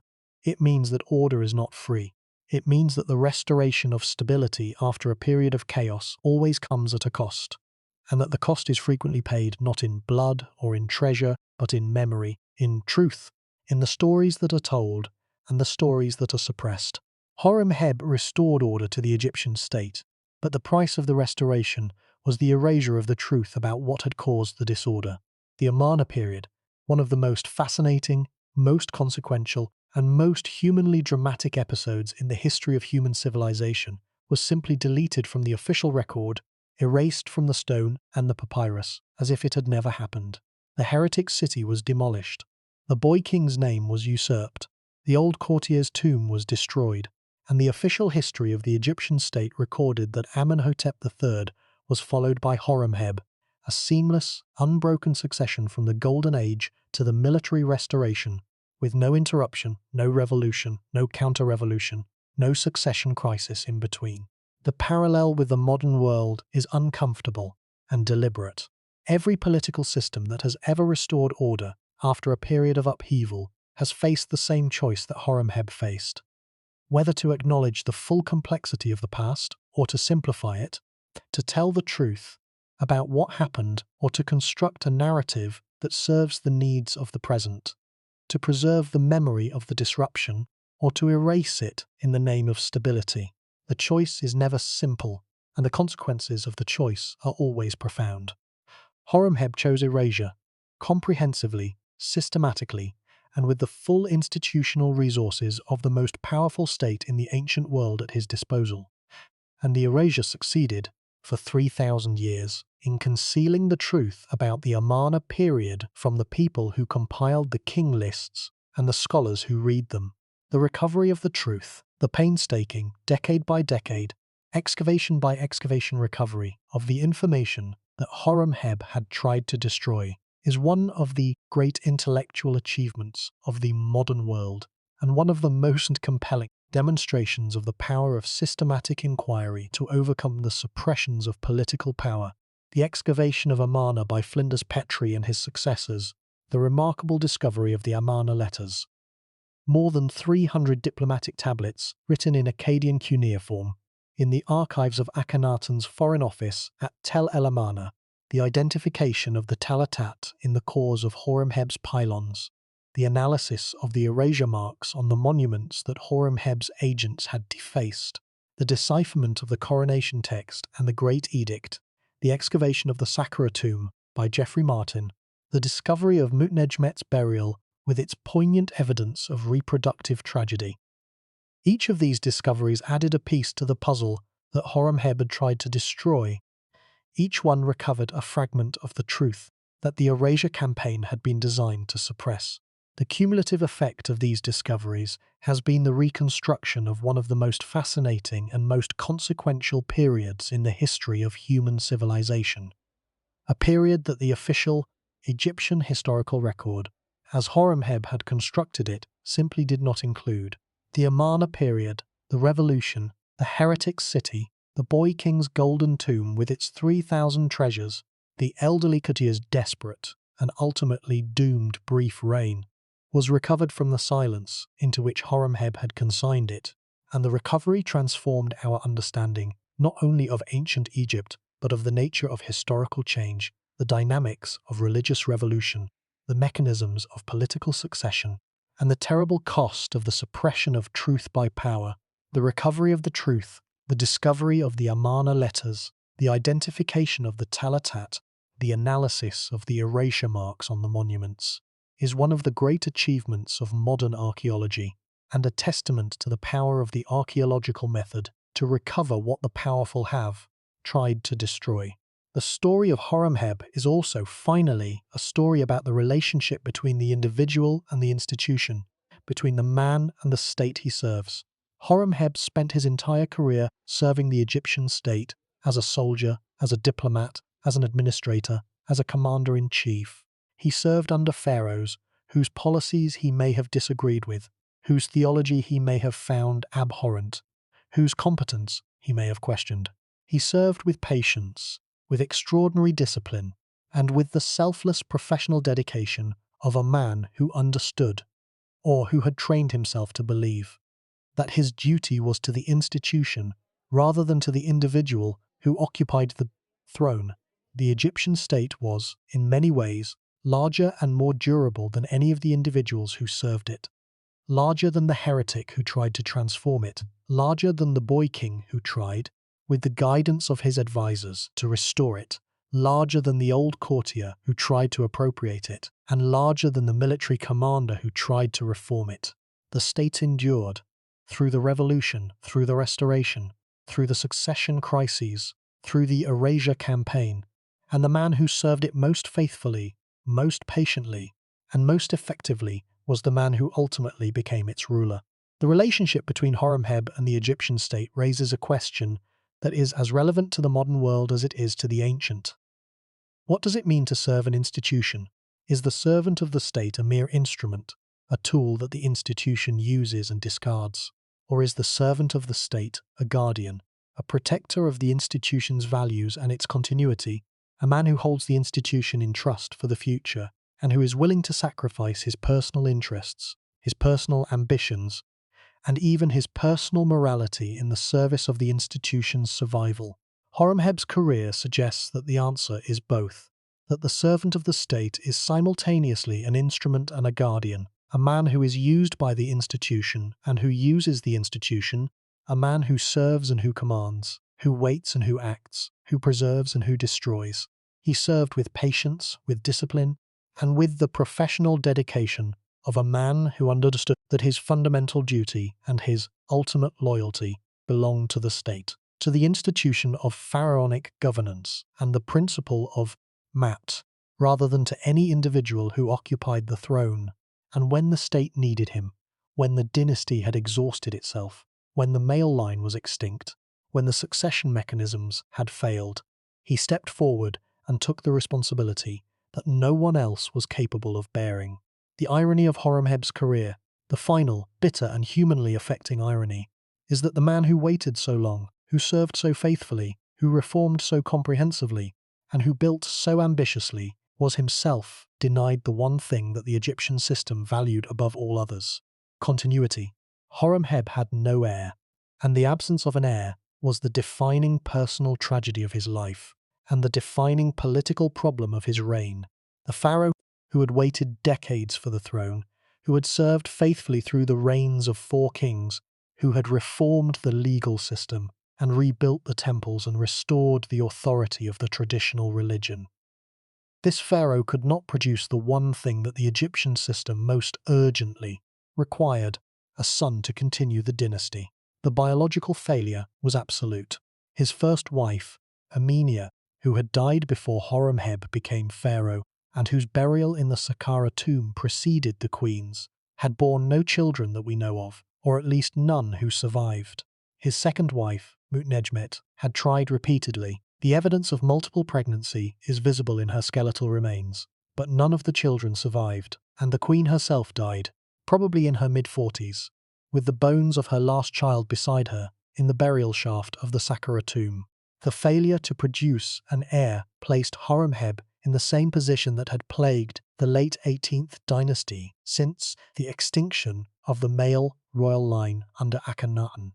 The position of a pharaoh without a successor, a ruler whose death would create the very succession crisis that he had spent his career trying to resolve. The irony is severe and structurally complete. The man who had watched two succession crises unfold, the crisis after Tutankhamun's death, the crisis after Ai's death, and who had positioned himself to take advantage of both, was now faced with the prospect of creating a third,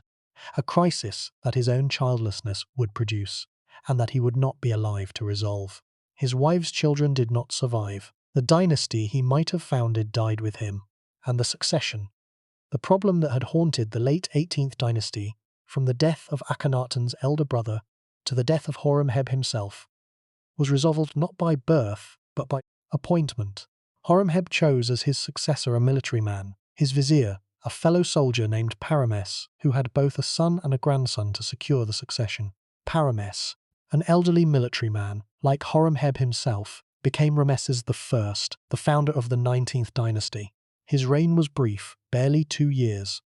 But the succession plan that Horemheb had devised was effective, because Pharaoh had what Horemheb did not, a family. His son, Seti, was a vigorous and capable military commander in the prime of life. His grandson, Ramesses, was a young man of exceptional ability and ambition who would, over the course of a reign that lasted more than 60 years, transform Egypt into the most militarily powerful, the most architecturally magnificent, and the most diplomatically sophisticated state in the ancient world. The dynasty that Horemheb created by appointment, the dynasty that his own childlessness had forced him to construct from outside his own bloodline, would rule Egypt for more than a century and would produce some of the most extraordinary monuments, the most ambitious military campaigns, and the most sophisticated diplomatic achievements in the history of human civilization. Pharaoh became Ramesses I, his son became Seti I,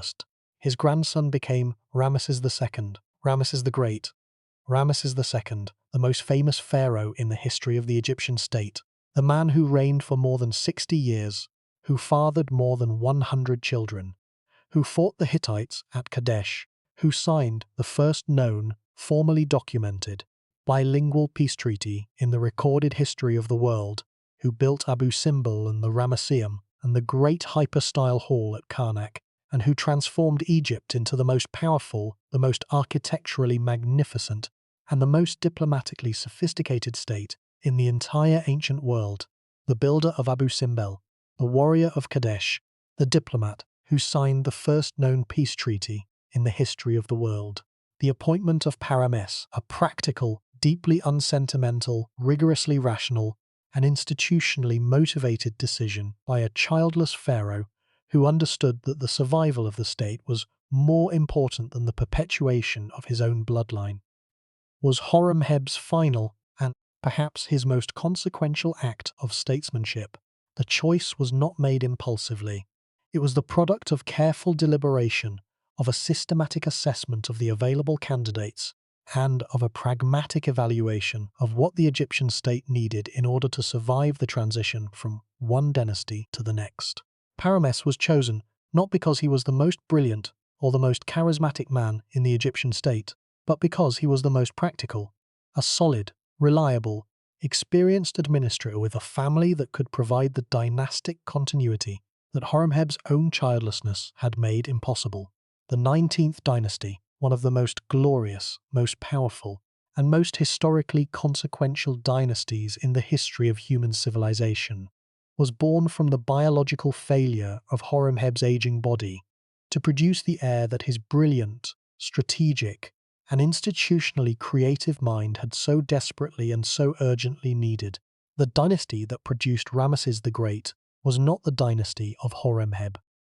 It was the dynasty that Horemheb's childlessness had forced him to create by appointment rather than by birth. The general who had waited so long for the throne, who had served so faithfully, who had reformed so comprehensively, who had built so ambitiously. This general died without an heir, his body failing where his mind had succeeded, his biological legacy extinct, where his institutional legacy would endure for centuries. A dynasty not of his blood, but of his appointment, not of his family, but of his vision, not of his body, but of his political intelligence, and his pragmatic willingness to accept the limitations of his own mortality and to plan, with the same cold, unsentimental, but profoundly effective strategic calculation that had characterized every major decision of his entire extraordinary career, for a future that he would not live to see. The story of Horemheb's succession, the story of a childless pharaoh who chose his successor based on merit rather than on blood, is, in many ways, the most modern chapter of his career and the most enduring legacy of his reign. The choice of Paramès was not arbitrary. It was strategic, calculated, and grounded in a practical assessment of what the Egyptian state needed in order to survive and to thrive. Paramès was a military man, like Horemheb himself, but he was also a man with a family, a man who had a son and a grandson, and who could therefore provide the continuity that Horemheb's own childlessness could not. The choice was pragmatic rather than sentimental. Horemheb chose his successors not because he loved him, but because he needed him. Not because Paramès was the most brilliant man in the Egyptian state, but because Paramès was the man who could best serve the Egyptian state's most urgent need, a stable and orderly succession. The pragmatism of the choice is itself a reflection of Horemheb's character. The character of a man who had spent his entire career making practical decisions, who had subordinated his personal ambitions to the needs of the state, who had waited decades for the throne, who had reformed the institutions, who had erased the past, and who now, at the end of his life, faced the most practical decision of all: how to ensure that the state he had rebuilt would survive his death. The answer, the appointment of Paramès, was the final act of a career that had been defined, from beginning to end, by the subordination of the personal to the institutional, the individual to the state, the biological to the political. It is late. The Valley of the Kings is quiet. The last tourists have left for their hotels, the last guides have gone home to their families, and the tombs are dark. KV 57, the tomb of Horemheb, sits in the western branch of the valley, its entrance sealed against the flash floods that have periodically filled its corridors with debris and that have damaged the unfinished reliefs on its walls. The red granite sarcophagus sits in the burial chamber, its lid broken, its interior empty, the mummy of the pharaoh removed at some point in antiquity and never conclusively identified. So here is the answer to the question we began with. Who was Horemheb, and what does his story tell us? He was a commoner who became a pharaoh. He was born in a provincial city to unnamed parents, entered the military as a young man, rose through the ranks of the army with a combination of ability, discipline, and political intelligence that had no precedent in the history of the 18th dynasty, and emerged, after decades of patient service, as the most powerful man in the Egyptian state. He waited through the Amarna revolution, waited through the restoration, waited through the boy king's reign, waited through the old courtier's seizure of the throne, and when the waiting was over, he took the crown and transformed the state. He was a builder and a destroyer, and the tension between these two roles, the creative and the destructive impulses that coexisted within the same career and the same personality, is what makes Horemheb one of the most compelling and most morally complex figures in the history of the ancient world. The builder constructed pylons that still stand at Karnak today, massive architectural achievements that testify to the organizational capacity and the architectural ambition of the man who ordered their construction. The destroyer smashed sarcophagi, chiseled names from walls, and buried the temple blocks of the heretic inside his own monuments. The builder created a legal system that protected the common people from the corruption,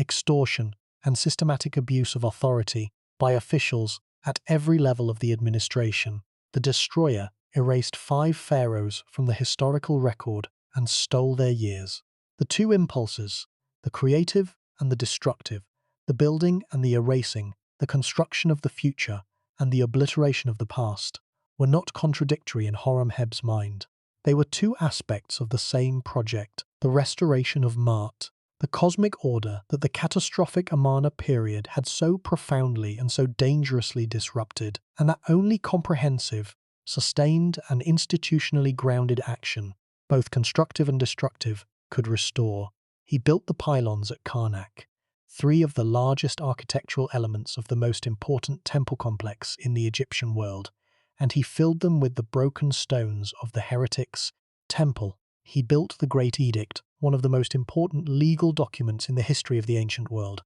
and he used it to impose a system of justice that protected the common people, the farmers, the artisans, the fishermen, the labourers who constituted the vast majority of the Egyptian population, from the systematic corruption and exploitation of the officials who were supposed to serve them. He built a succession plan, choosing Parames, the man who would become Ramesses I, the man whose grandson would become Ramesses the Great, and by doing so, he created the conditions for one of the most glorious eras in the history of human civilization. He was an eraser and a reformer.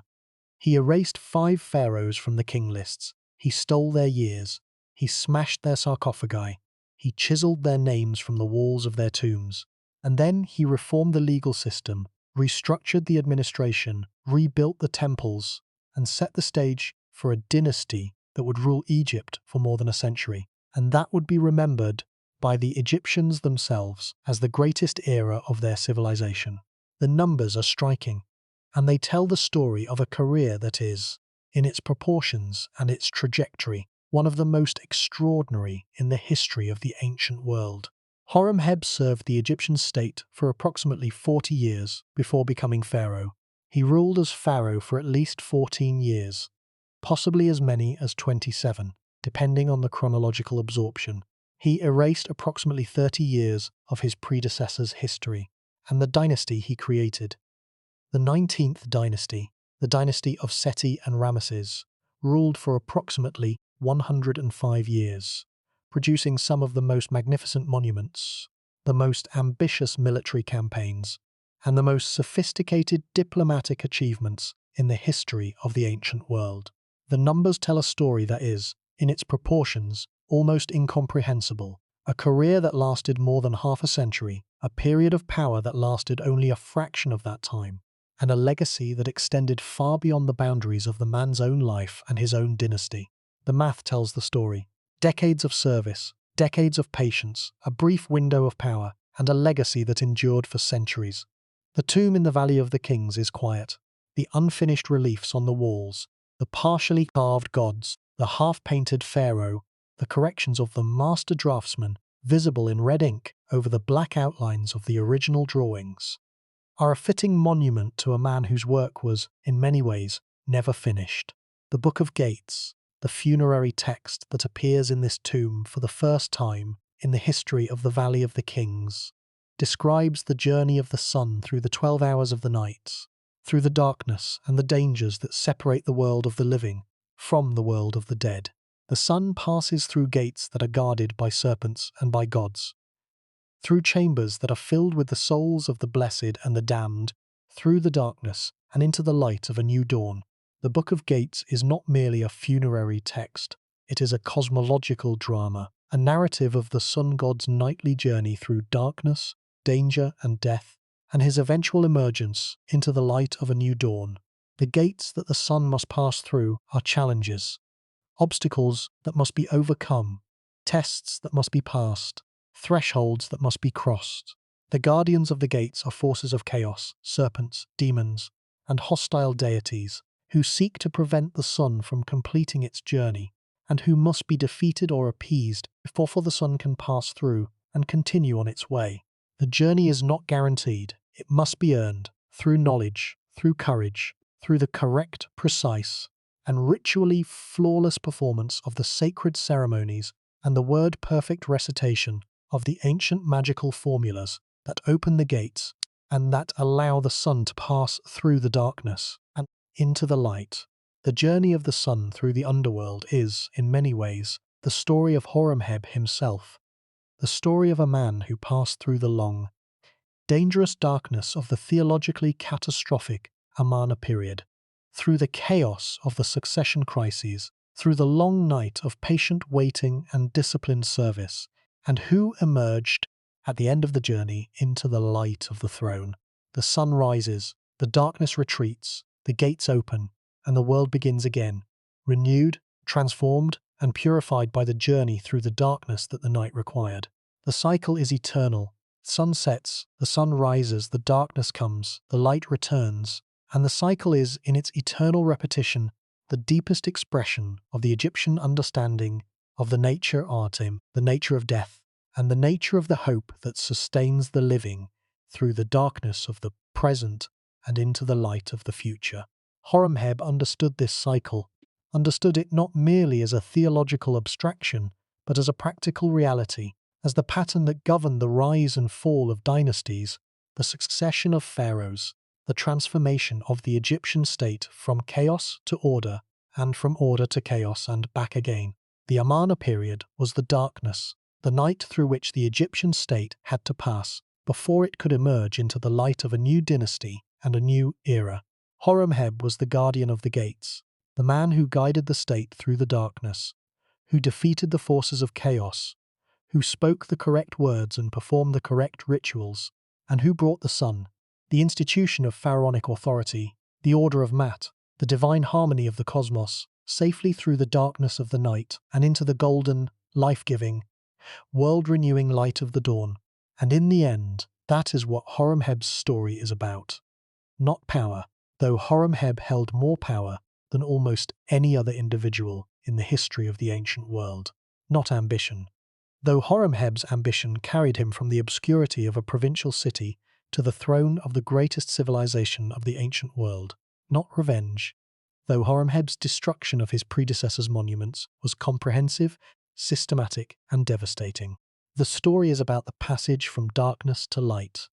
the journey of a civilization through the chaos of revolution and counter-revolution and succession crisis and institutional collapse, and its emergence on the other side into the light of a new order, a new stability, a new dynasty, and a new era of achievement and glory that was built, stone by stone and block by block, on the buried foundations of the world that came before. Horemheb's world began again, not with him, but with the men who followed him. Parames, Seti, Ramesses, the dynasty he created by appointment rather than by birth, the civilization he rebuilt from the ruins of the revolution,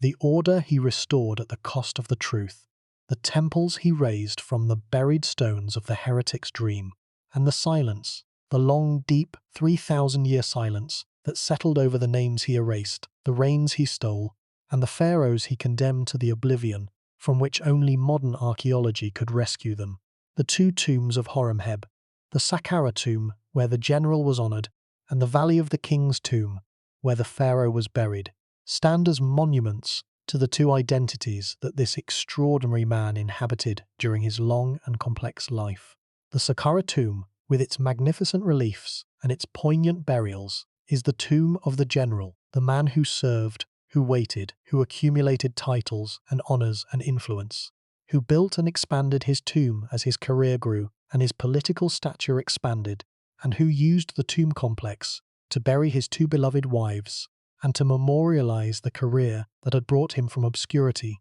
to the pinnacle of the Egyptian military establishment. The Valley of the King's tomb, with its innovative architecture and its unfinished decorations, is the tomb of the pharaoh, the man who ruled, who reformed, who built and destroyed, who erased the past and constructed the future, and who died without an heir, his biological legacy extinct where his institutional legacy would endure for centuries. Together, the two tombs tell the story of a transformation, the unprecedented and historically extraordinary transformation of a commoner, a man of entirely unknown parentage, into a fully legitimate and divinely sanctioned pharaoh, of a servant into a ruler, of a soldier into a statesman, of a general into a god. The transformation was Horemheb's greatest achievement and his greatest burden, because the man who became a pharaoh could never entirely shed the identity of the general he had been, and the man who erased the past could never entirely escape the knowledge of what he had destroyed. The sarcophagus is empty, the mummy is lost, the walls are unfinished, but the legacy, the 19th dynasty, the reforms, the pylons, the buried Talatat, the Great Edict, the legacy endures, and the question that the empty sarcophagus and the unfinished walls pose. The question of whether the man who simultaneously erased the past and built the future, who destroyed the memory of 5 pharaohs and created the conditions for one of the greatest dynasties in human history, was ultimately a hero or a villain, a restorer of cosmic order or a destroyer of historical truth, a restorer of order or a destroyer of truth, a servant of Mat or a servant of his own ambition, is a question that the ancient stones, in their silence, will never answer. It is a question for the living, for those who inherit the world that the builders and the destroyers leave behind, for those who stand in the quiet of the tomb and wonder, as the darkness closes in and the flashlight dims, what it means to build a civilization on the buried memory of the one that came before.